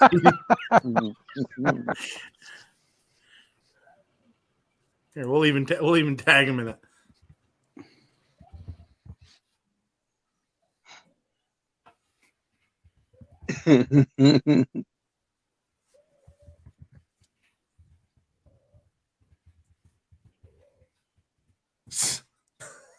Bail money? Oh, this was... I saw this. This is great. I've seen this. That's so jacked up. It's great. That's one of the most beautiful things I've ever seen in my life. See, there is goodness left in the world. Holy shit. The more you look at it, Talk about need to be a t-shirt. That has to be a t-shirt, man. Yeah. The more you look at it, the more that you kid look has at nothing, it, the more it nothing makes you on laugh. Hezbollah. Oh my god. Oh man.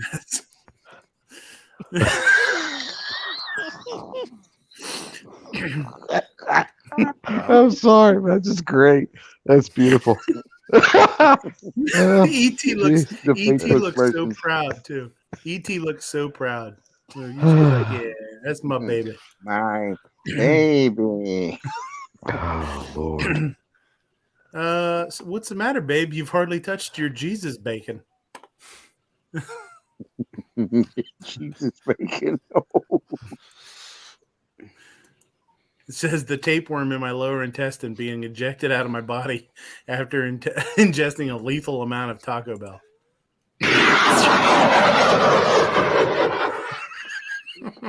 Oh, it's one of those demolition chains. Yeah.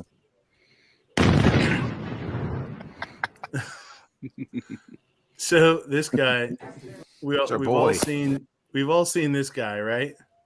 Oh yeah. Mr. Yeah. So this guy, it's like he gets shot like 4 times. It doesn't count. That doesn't count. That doesn't count. They try to back up. Wait. He's like, wait. Have you seen the other TikToks and stuff where they try to reenact that stuff? And next thing they're standing at the pearly gates. Yes, trying to do it. Yeah. He's So, like, shit. He's like, oh shit. man. What happened? They're hilarious. I paid him $500 for this shit. This grosses me out almost. Oh no, I can't watch it. I know. I knew it was coming too. Just wait. This is from Mike over at MW Tackle.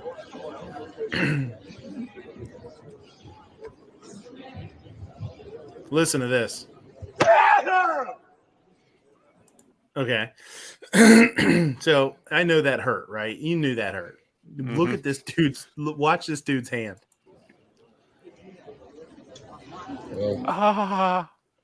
It just you could see it just sweat like literally like a balloon. It's like you got bee stung. Broke every bone in it, probably.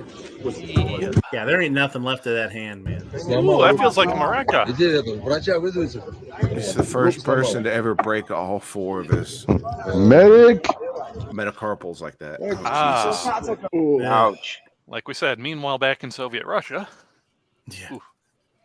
Ooh. Someone saw too many episodes of Cobra Kai. Fruity Pebbles syrup. This country deserves whatever happens to it. Why? They're putting a wonderful plate for Fruity Pebbles and maple syrup in an easy-to-drink bottle. This is one of the worst ones I've ever seen. The legs on the grill broke. Oh. What a mess. Is that a gas line or a power line? That blue is a gas line. That could have ended Gas so lines bad. are always blue. Okay. Yeah.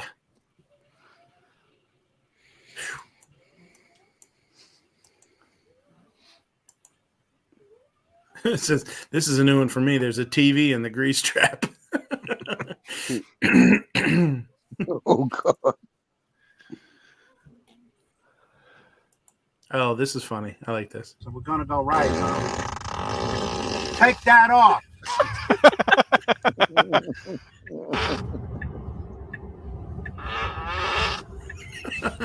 You know what? You're really sick. No, you really need help. If I can get somebody to help you. You seriously, you need it bad. Oh, you listen to that. You need it.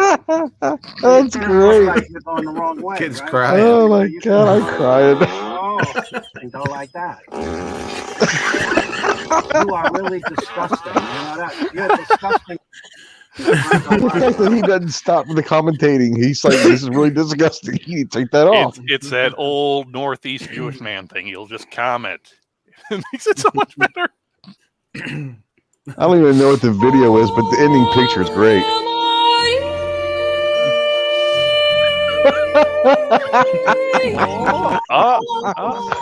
Oh Lord! Scorpion. That is brutal. The scorpion never gets old. That kid's face is never going to be the same. Face has left the chat. Not sure what this one is. Oh. I want to feel like it's raining on me. Okay.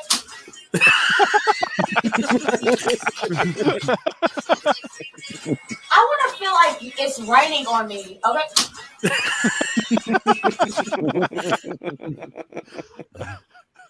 My vagina's not going to fit in that. What size vagina do you have? My vagina's not going to fit in that. What size vagina do you have?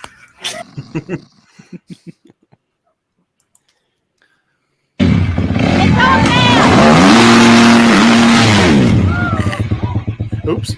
It's a boy! Oops.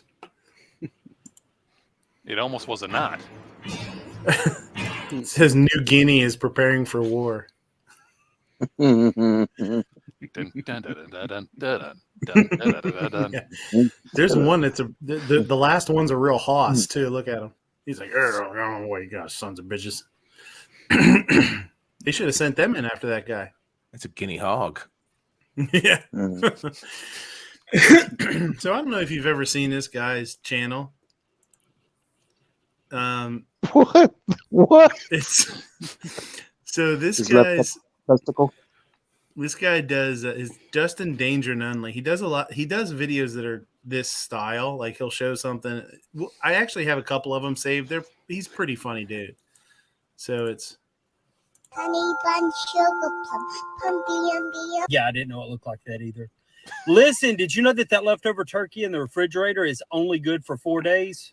Now you do. You are my honey bun sugar plum, pumpy. Yeah, I didn't Wow. know it looked like that either.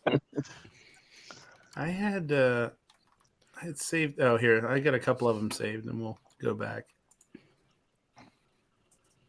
Crystal and I really need your prayers. Crystal and I really need your prayers. We just found out that Well, that was a here. Hold on. I'm in Florida. I'm in Texas. I'm illegal. Hey, listen, did you know that I'm looking for someone to marry so I can fix my papers? Well, now you know. Hit me up.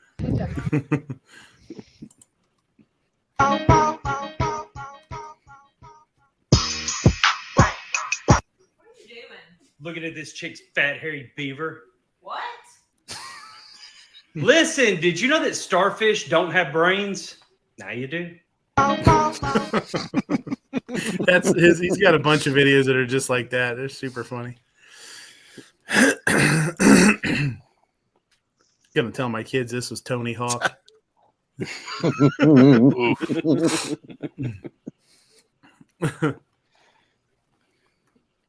Did you see this one, Sarge? This NYPD rookie who gave Lieutenant lap dance at Christmas party is embarrassed. Oh yeah. Says, wouldn't be a big deal if she were a man. Well, maybe it's a big deal that you're fucking give your boss a lap dance. Like, first of all, and you're a cop. Like, that's super unprofessional.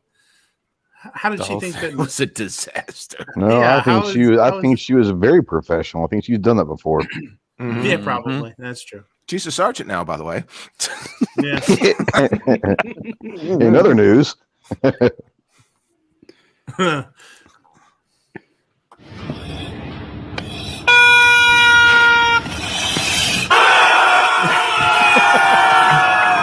That's awesome.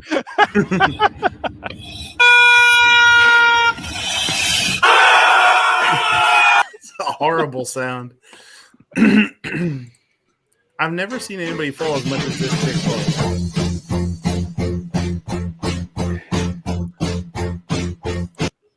Just Just get some new shoes, lady. That was a bad one too. This was my son turned 1 yesterday. This was the topper to his space themed cake. Left is what we ordered, right is what we got. Oh Lord. Hey, you guys.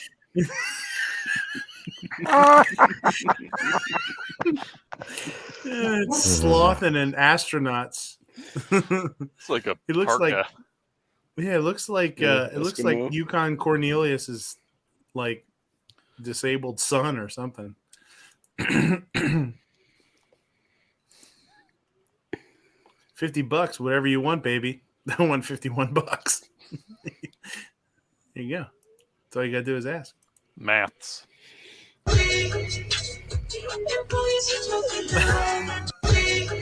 This is actually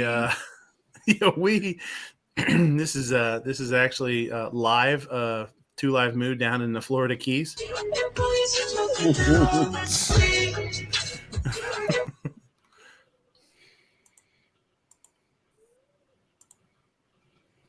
COVID rules lead to the death of a resident of a care facility.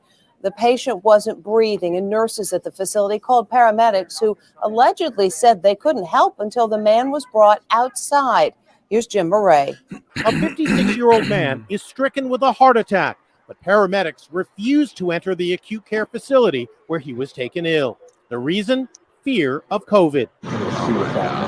Police body cam video shows a take charge cop going into the facility in California while the paramedics remain outside. They're not going to come in. They're saying it's a state law that they can't come in. The paramedics allegedly insisted the 56-year-old patient be brought out to them. It's a cardiac arrest. We're doing compression. We cannot move him while we're doing compression. The police officer had to push the bed, which has no wheels, down the corridor while nurses continued performing CPR. I'm going to get up there to help her steer it, and I can be interested to know what the hell happened after that. Well, those guys are really standing on their grounds, aren't they? We aren't allowed to go in there. Whatever. I hope they don't have jobs anymore. Yep, we thought the same thing. Listen, did you know that a snail can sleep for 3 years? How you do? Yep, we thought the same thing. Listen, did you know that a... Yep.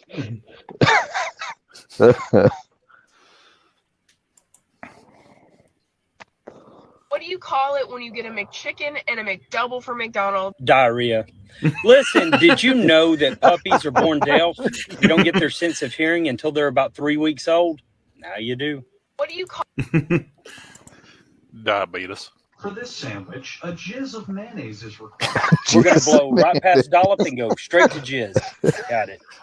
Listen, did you know that John Quincy Adams owned a pet alligator and he kept it in the East Room of the White House?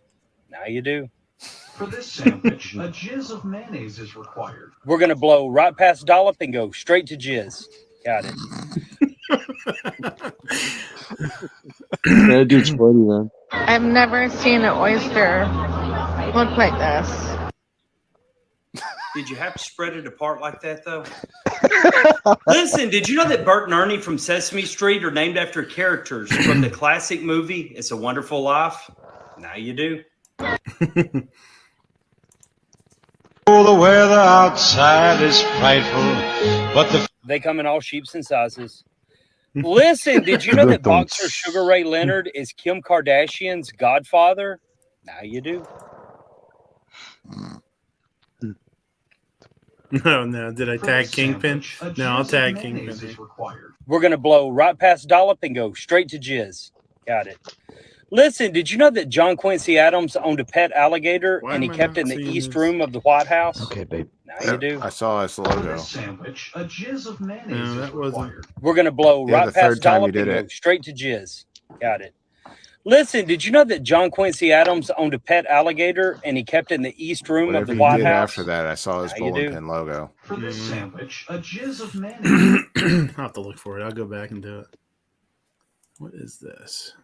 From like a fashion standpoint, what are we doing with pubes these days? Mullets.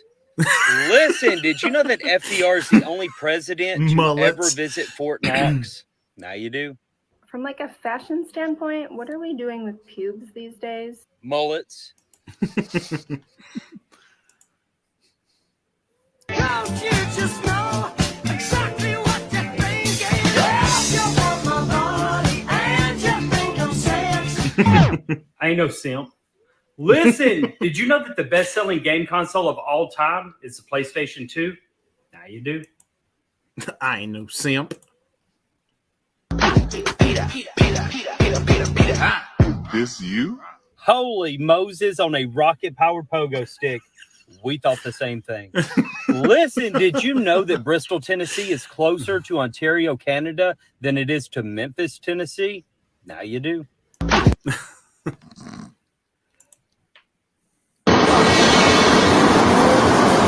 If you know, you know. Listen, did you know that the best last-minute Christmas gift that you can get for a loved one is the beer stick beer bong? Now you do. Every time after I eat a KFC bowl, my coochie literally smells exactly like KFC's gravy. Some of y'all have gotten way too comfortable on the South, and I'm here for it. Listen, did you know that it's a Christmas tradition in Japan to eat KFC? Now you do. Oh, sorry. First night back from deployment every time. Listen, did you know that Tom Hanks is cousins with Y'all some haters. Somebody said I lived in a trailer. She doesn't do the laundry does her. Listen, did you know that Felix the Cat is the first cartoon character to ever be made into a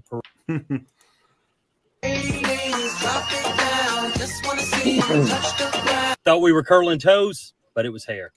Listen, did you know that the most common name for a goldfish is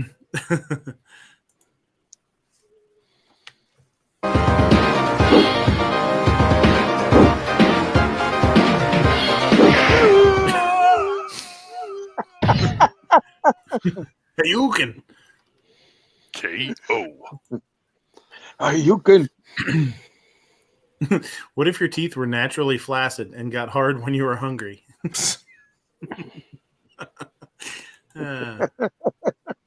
Grandpa Joe's a son of a bitch. If you didn't know this, happy holidays to everyone except Grandpa Joe, who sat in bed for 20 years while his family lived in poverty, but hopped up like a motherfucker to go to a candy factory. Hey, priorities, man.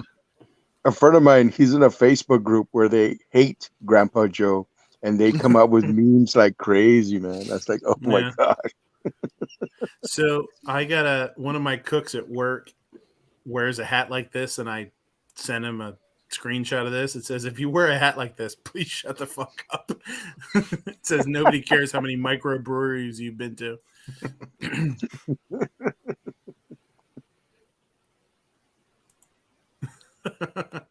It's officially December 26th, the farthest day of the year from Christmas. The unjolliest day of the year. You ate way too much. Your family fucking hates you. All your elves are fucking dead. Fuck you. That's my wife sent me that. No, she didn't. She probably should have. Family unwrapping their Christmas gifts. Dad ready with a trash bag. I have trash bag duty on Christmas morning. In case of emergency,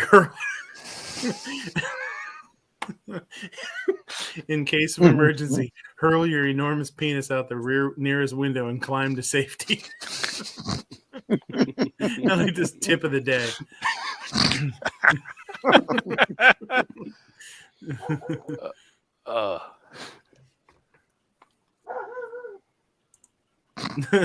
If you're feeling alone on this Christmas, please remember that you're always alone. It just happens to be Christmas right now. Oh, it's a bummer.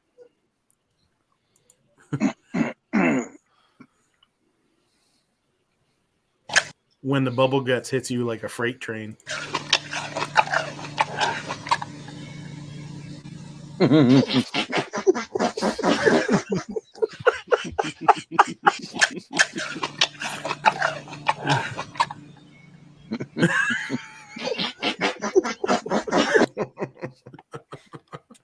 Oh man.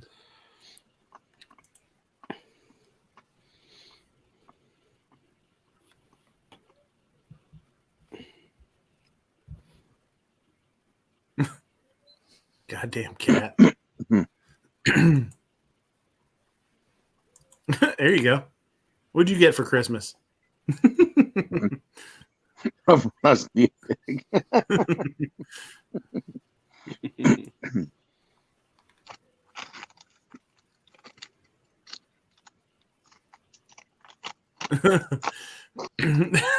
Netflix.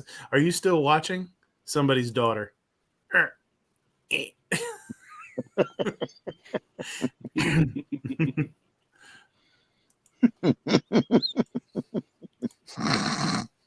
There you go. Is it a candle? I don't know. Maybe, maybe not.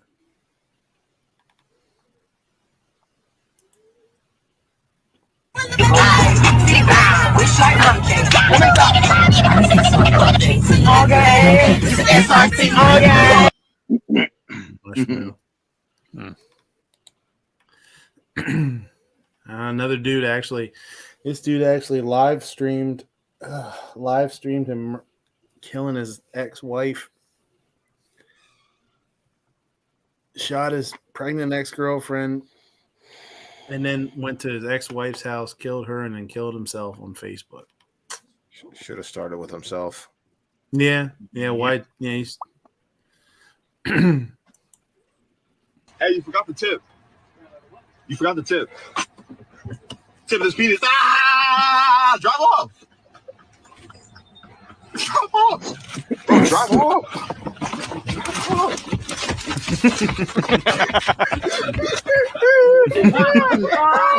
Hey, you forgot. That's the best. Just sit there, let there sit there. That's funny. Ooh, this is gonna end well. Oh. Oh my God, bro.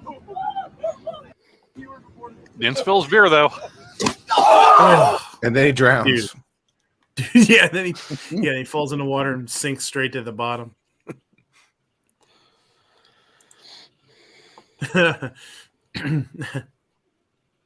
Mom, where do babies come from? Yeah, Mary, where do babies come from?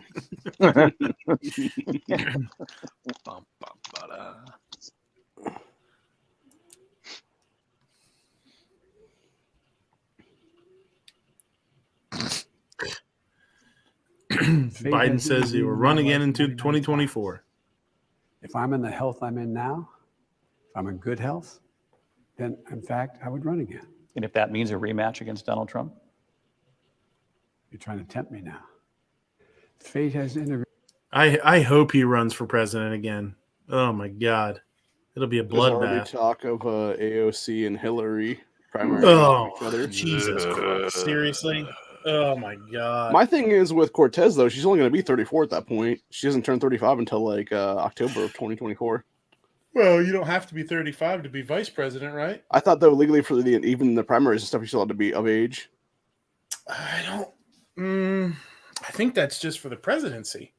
Now, what would happen if she was under 35? Well, I don't know. You might be right, because if something would happen to the president, then would she be allowed to become president if she's under 35? You know, They have to take over, like if they have a medical procedure and stuff. Right. Mhm. Yeah.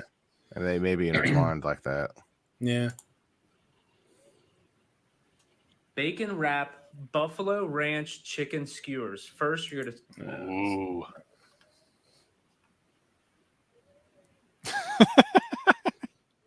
The baby Jesus burrito with a side order of holy guacamole.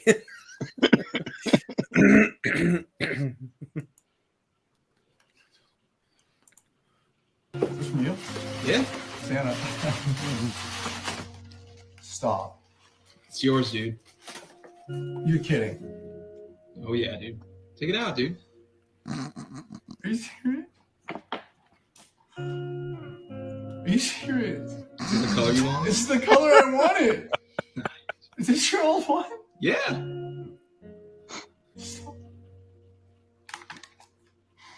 It smells just like.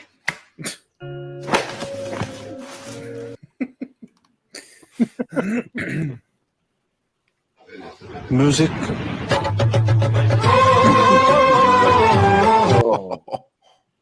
And poor tractor.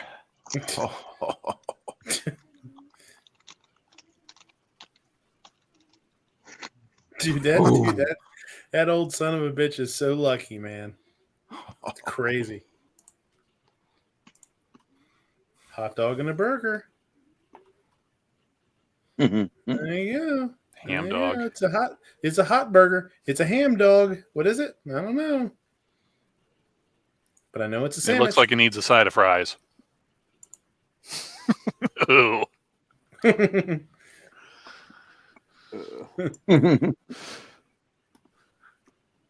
Oh, did you see this? You guys hear about this? Doing is the category. You have 10 seconds to try to talk it out. Good luck. Choosing the right card. Choosing the right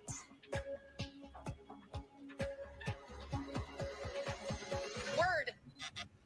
You know, this one's tough because you said all the right words, including the word, but as you know, it's got to be more or less continuous. We'll allow for a little pause, but not 4 or 5 seconds. I'm sorry, you did a good job in getting it, but we can't give you the prize, and it was That is low rent. Yeah, that's bullshit. So Audi actually saw that and got in touch with her and then gave her the car that she would have won anyway. Gave it to her. Hey, that's bullshit, man. Like, what kind of dumbass rule is that? Like, They said so it all in the right order. There's just a who pause. cares? Who cares if there was a pause? Right? That's bullshit. Let's cancel Pat Sajak. There you go. And he's won the Immortals. This French anatomy book tries to illustrate how a horse's bones are similar to ours. That's interesting. That's what that is. Bold move there, Cotton. Got something going on there.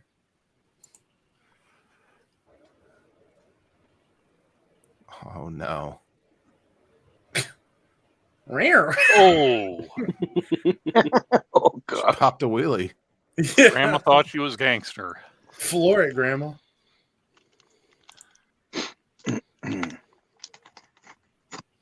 Night Strike posted his to Rob, to New York Outcast, said, I needed to eat a salad, so here it is. I think there's more dressing there than lettuce. No, it has just a jizz of dressing on it. It's probably some nachos under it. Would you like a little lettuce with your dressing? Yeah. Hell no, I want some kernel on top. I got a small waist, pretty face with a big bang. Look how you hating on the bitch and you mama. God damn, that thing's jumping like a Tahoe with no coil springs. Come on. Come on.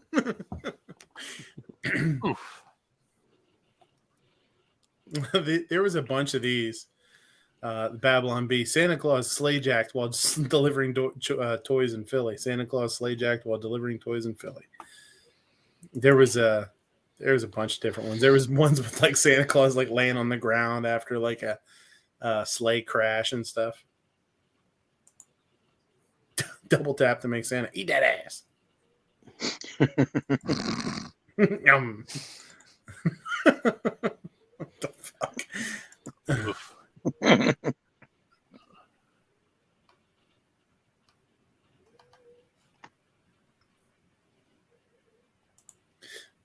Here's some shit.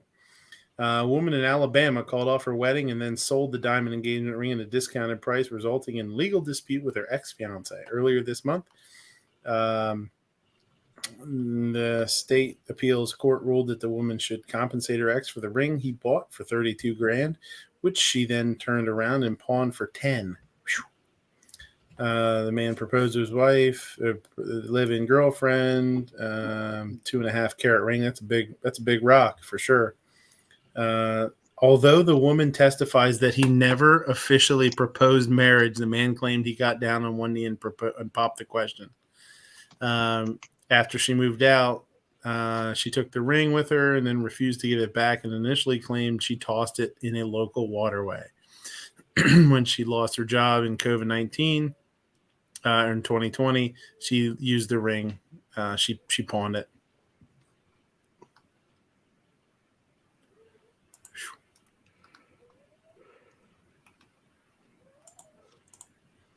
Oh, this is. Ugh. Oh. What is that? I missed. Oh. Oh, you didn't say it? Ugh. Oh. That's. Ugh. God damn. That sucks. Oof. We gotta get out.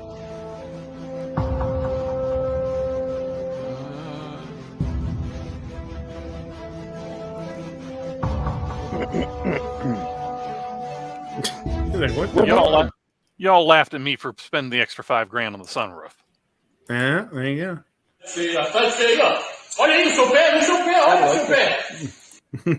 Fake snake Emotional dive damage. Yeah.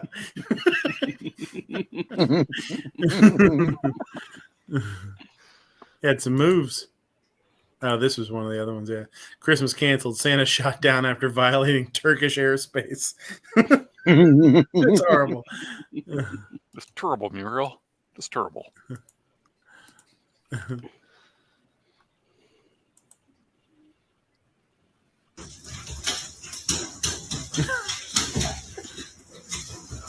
Little help. It's Frank. Yeah, right. I'm MID. Oh my Somebody help me. God. Help. Help.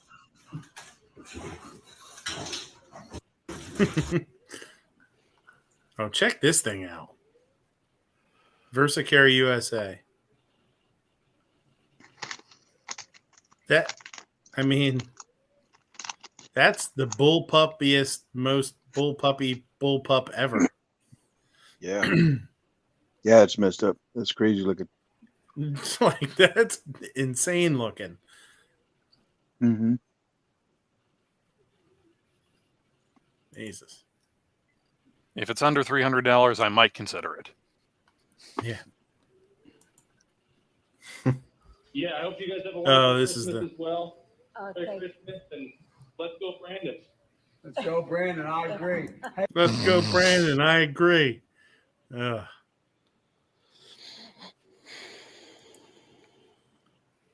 It's a Maury Christmas. According to our test results, Joseph, you are not the father. Oh, this is fucking wild. Check this out. Must have been a C-section. Isn't that crazy, though? Oh, yeah. That's fucking nuts. When she tells you everything she wants for Christmas can be found in aisle 15 at Home Depot. Lubricants, ropes and chains, screws, and tie-downs. All I want for Christmas is you. Oh, jeez.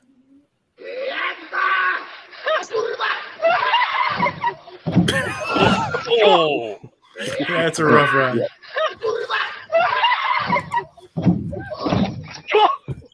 Chase has left the building.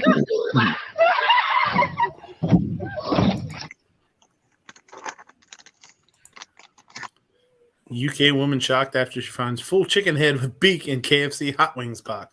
I like it. Looks delicious. Looks delicious.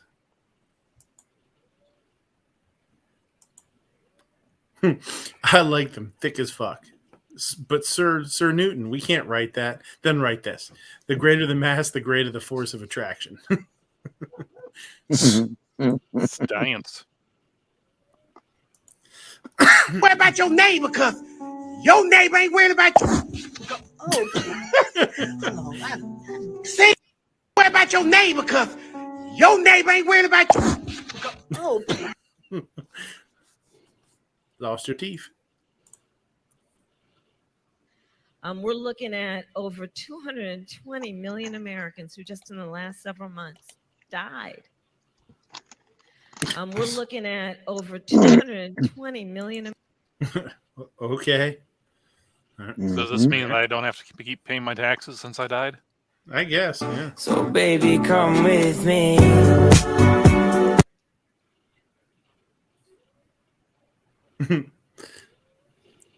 I like this. He goes in and he takes dog treat. Watch his little hop though. It's like it makes you look at him go.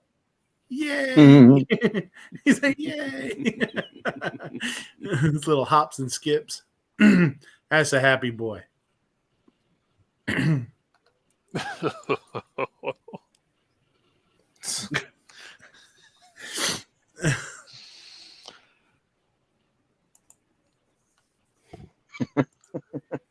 Brother.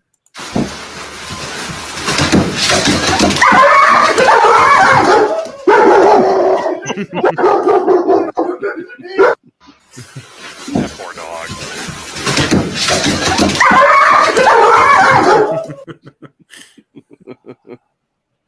That was funny.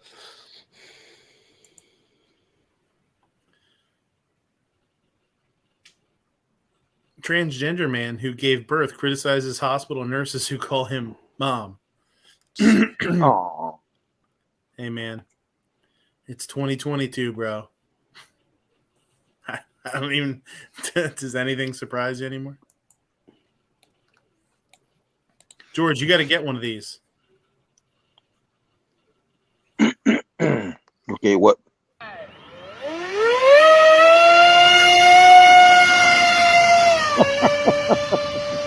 I've seen one of those, yeah.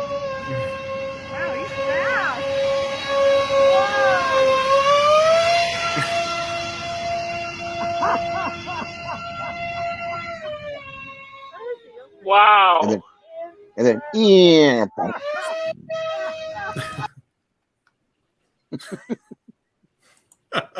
I'm gonna me going to tell the IKEA manager that their display toilets are at full capacity. Shitter's full. Describe America in one picture. Wishing you a happy whatever doesn't offend you. There you go. What do you mean by you? Yeah, you people. Sure you've had enough. I'm not getting up until the room stops spinning. Yeah.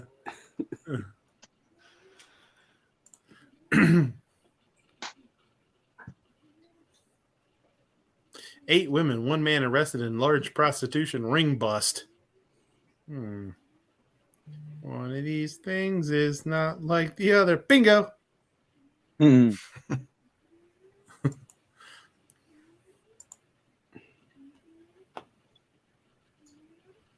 hottest, Megan Fox or Scarlett Johansson?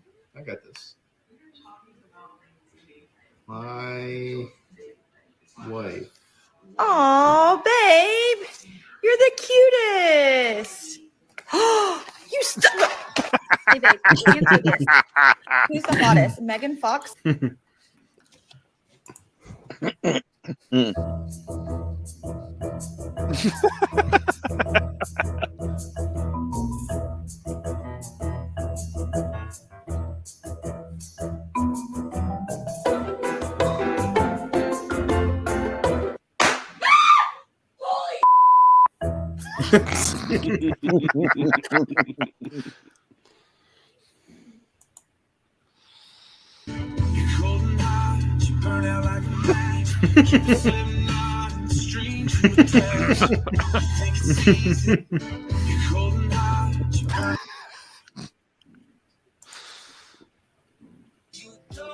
Oh.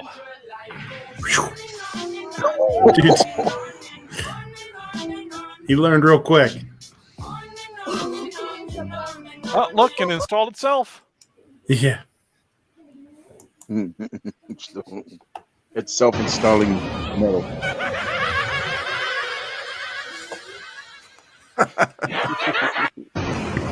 That's evil. Got to throw it with the wind, Billy. Yeah.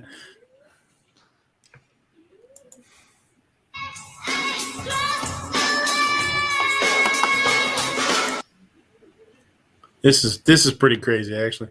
Dude drops a soda and it just like launches itself.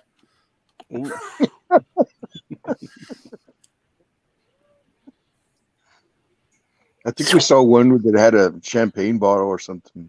Yeah, like remember. knocked over several of them. Yeah. Mama, we are awkward walk. I'm gonna shit my pants. There's no time to talk. I fuck came out. Yeah, it was funny. And I'm standing here, but my butt feels muddy. And it's, well, you can't tell by the way I awkward walk. I'm gonna shit my pants. There's no time to talk. Oh, he ain't gonna. He already did.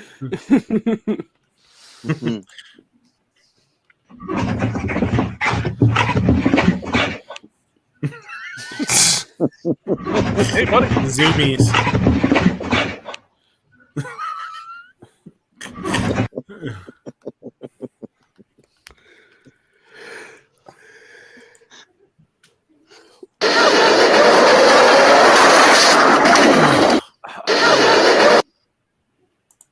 Ugh. Oh. Fucking clotheslined himself. Ugh. Oh my gosh, this. Nick has left the chat. This one makes me laugh so much. A lot better in my head. Yeah. It went a lot better in my head. Maybe she could look back and see that's only ankle deep. It went a lot better.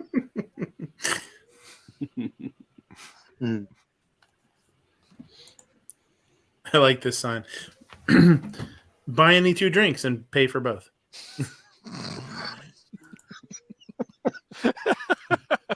I wonder how many people would fall for that thinking it's a deal. OSHA announces revamped forklift certification will feature half pipe portion. Bold like move it. there, Cotton. I like it. Look at this. This size of that freaking thing. Like a vulture? Yeah, some kind of eagle. They are huge. If you've never seen like a full-size adult bald eagle up close, and there's birds bigger than that, but they're fucking huge. Their wingspans are like 6 feet or 8 feet or some shit. Monsters.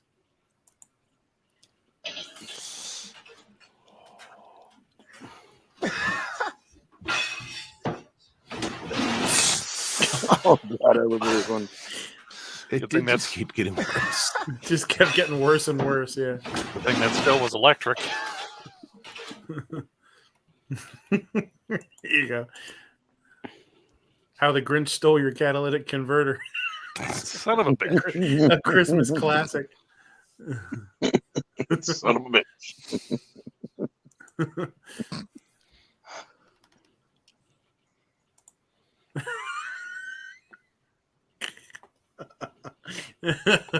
Little help over here. Oof.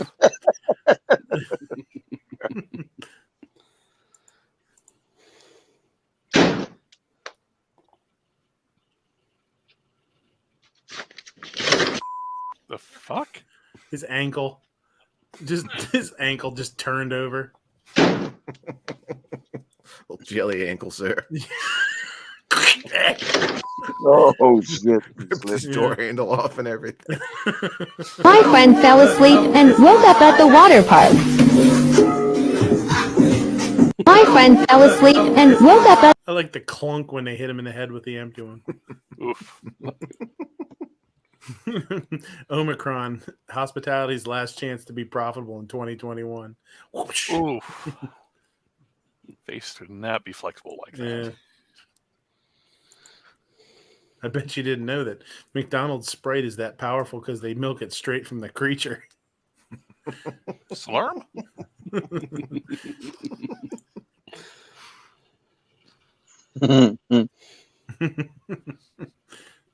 Yeah.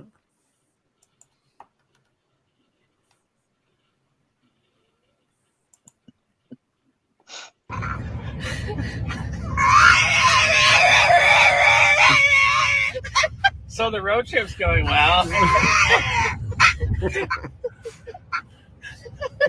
Easy basic.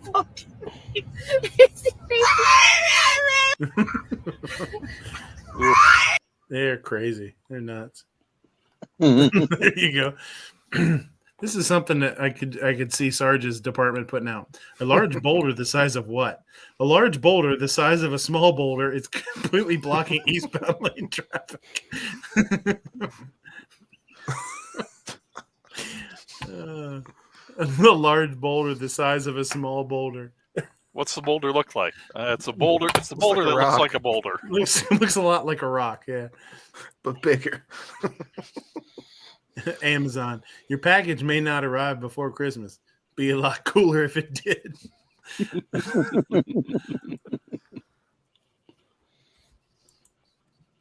Companies don't listen to their customers' feedback. Meanwhile, Oreo, white fudge Oreo, Oreo churros, Oreo ice cream fucking thing.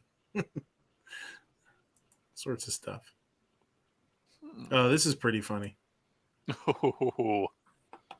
Can the reindeers fly? No, caribous cannot fly. Santa Claus is not real?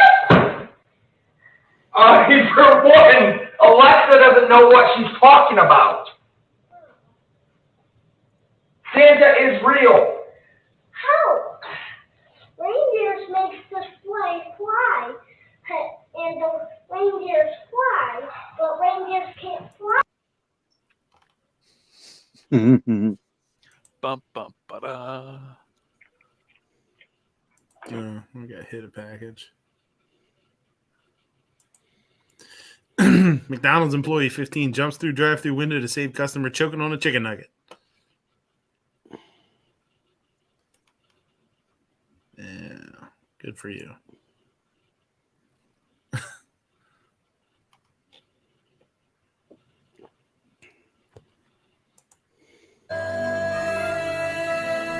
My dumbass baby falling out of my arms as I reach for another beer that is just out of my reach. Dumbass babies. Dumbass babies. We used to do this when I was a kid. Little did I know what I was training for.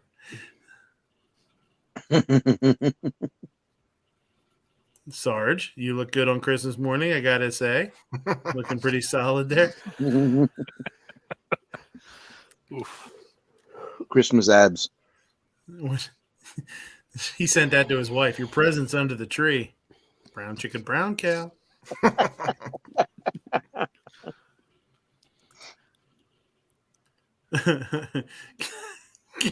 got catfished, but she brought Whataburger, so I guess it's all right.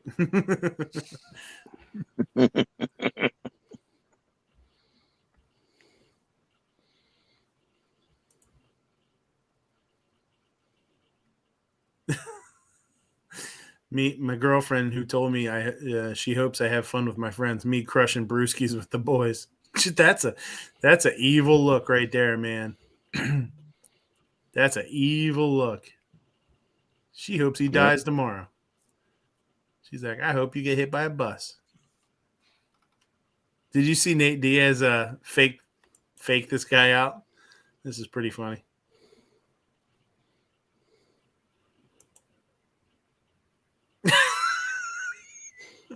Loses a whole. That's probably like a $20 beer too.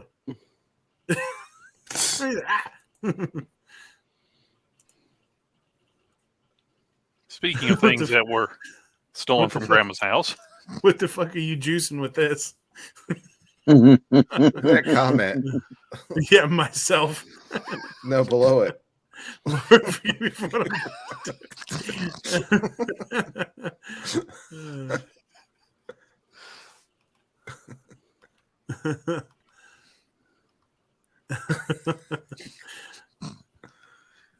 Night Strike's at it again. We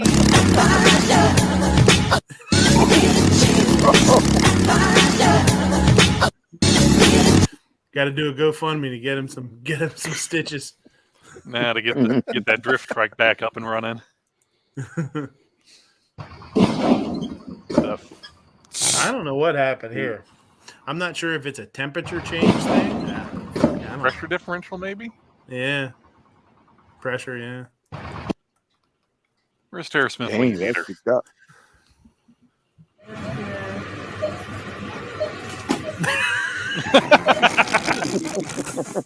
I'm painful, right? Bloop. Almost took her out. Almost. Grandma ain't got time for your gate yet. Here at home, Americans are finally getting some relief. Finally, right? Good news, people. We talk so much about bad news. Oh my gosh, inflation, blah, blah, blah. This is good news. Gas prices are heading south, down. A government forecast says that they could drop below $3 a gallon. Whew. Finally, some economic relief, however minor. Americans are paying a little less at the pump after weeks of rising energy prices. Relief for the United States as energy costs drop. That pain that you've been feeling at the pump, it may be short-lived. There is finally some relief at the pump. Good news at the pump. Finally getting some relief, as you mentioned. The national average price of gas dropped 4 cents in the last week. Gas dropped nearly a nickel in the last week. It's a 7-week low. It's moving in the right direction. The average is now at a 7-week low. Actually, a 7-week low. Slightly lower gas prices, so that's good news. Yeah, this is the kind of positive news we've wanted. Really good. Pushing it hard, man. They also put a bunch of fake tweets on New Year's Eve. Oh, really? Yeah, it was a bunch of people like tweeting in as like fake names, and they actually scrolled them across the bottom.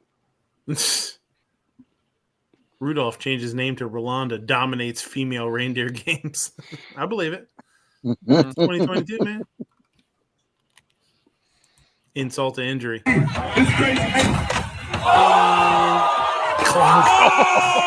Oh.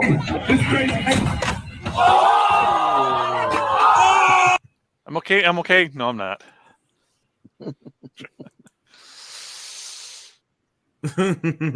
Little excited. Mustard explosion. Blowback from the floor drains. Ugh. That's not. What the hell? Yeah, I'm just gonna sit here. Ugh. Oop.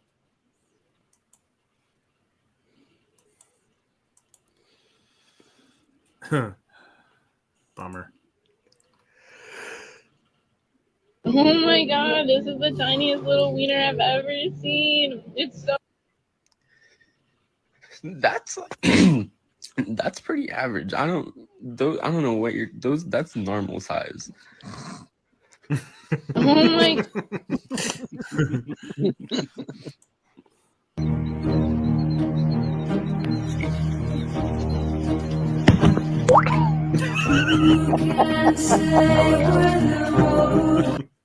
I think we're back to this is back to last week. This one's pretty good. They played a joke on their dad. Aww, Michelle had her baby. Look. Oh, that's so. What's his name? Daniel. Look. What the fuck? He's tiny. Beautiful. Aww, Michelle had her baby. Daniel was keeping it real. Look. Like he's like, you hear him say, "He's beautiful" after they pull the camera away. What's his name? Daniel. Look.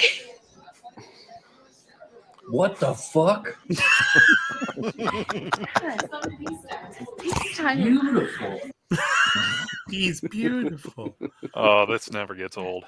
One more, because this one's a good one. This will be the last one.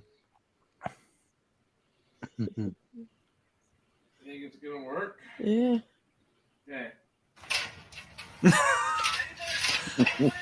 Yeah, there was a whole big stink about this. Caps were cold. All right. You should see the one I sent you, man. What's that? You should see the one I just sent you. I tagged you in just a little while ago. Okay, I will have to. Let me see here. Hey, I think I'm going to bail. All right, buddy. I I'll gotta say go to thanks. bed. All right. Thanks for jumping in. Yeah, I think I'll start Take it jumping easy, back in again Sarge. more often. Yeah. All right. I'll see you guys. Yep. Later. Take it easy, bud. Later. Are you talking about the wheel one? No, that's one I tagged you in. Oh, George, I don't have one from you. Oh, Yeah, I wait. tagged you. Yeah, I do. I tagged you one. Oh, yeah. I haven't Okay, I tagged see you. it. Yeah, I see it. Hold on. I have to refresh here.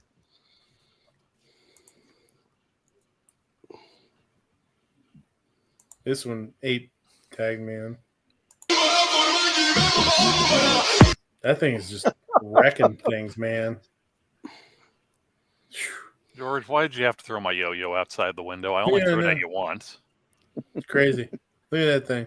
Hauling ass, man. Dang, man. It's like gaining speed, you know? Yeah. Momentum. That's crazy. It hasn't.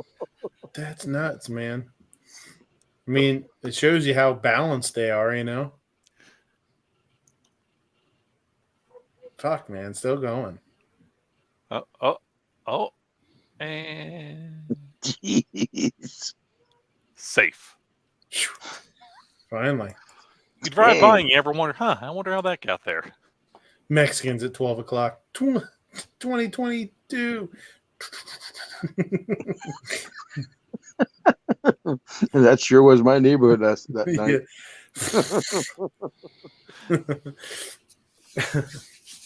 All righty. All right. It's time for bed.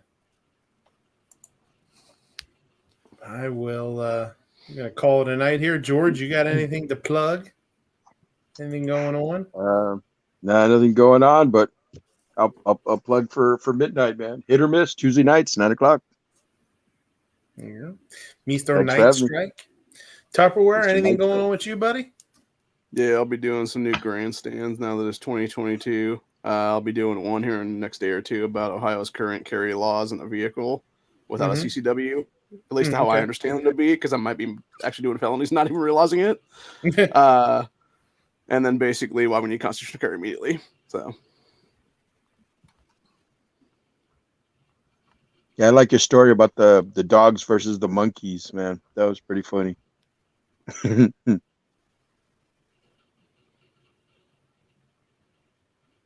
Very cool. Ape, you got anything going on? Anything new? I ain't got shit. I ain't got shit. We ain't found shit. The Spaceballs. Spaceballs the cereal. Spaceballs the movie. Spaceballs the video game. Baseball's the flamethrower. The kids All love right. this. The kids are lovely. We are we're getting close to next month is the outdoors show.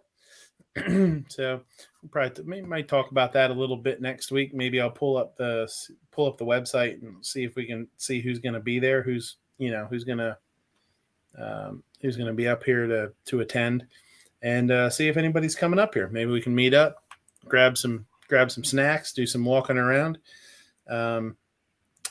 That is I forget what it is. I don't remember what, second week of February. Second week of February, I think. So we'll talk about that next week a little bit. If you don't have anything else going on, Ape, take us out. Take us out, buddy. Ladies, gentlemen, and Jonases of all ages, thank you for watching Midnight Range TM's The Closer. This concludes our regular program, but we'll be back at roughly the same time next week. The Gun Channel's community Monday night programming. We might have hasty headlines at 7 p.m. Eastern on Never Enough Ammo's channel. Yankee will have some blathering in a pre-show. Then at 9 p.m. Eastern, it's Never Enough Ammo, a.k.a. Mr. Matt's Guns and Geek podcast, open free-for-all podcast. So pretty much anything goes. Check out gundube.org as a free and unrestricted Pro-2A video platform. If you like what you see, go over to Patreon and throw them some units of currency so they can buy goods and or services with it. For cool and unique 2A swag, go over to gearwebsites.com. That's gearwebsites.com for cool and unique 2A swag. And remember, fudge is candy, Slim Jim is a sandwich, and hot dogs should always be boiled before consuming. Always. Thanks for watching. Thanks for hanging out. Went a little bit longer than we were going to, but that no problem at all. And don't forget, stay fresh, cheese bags.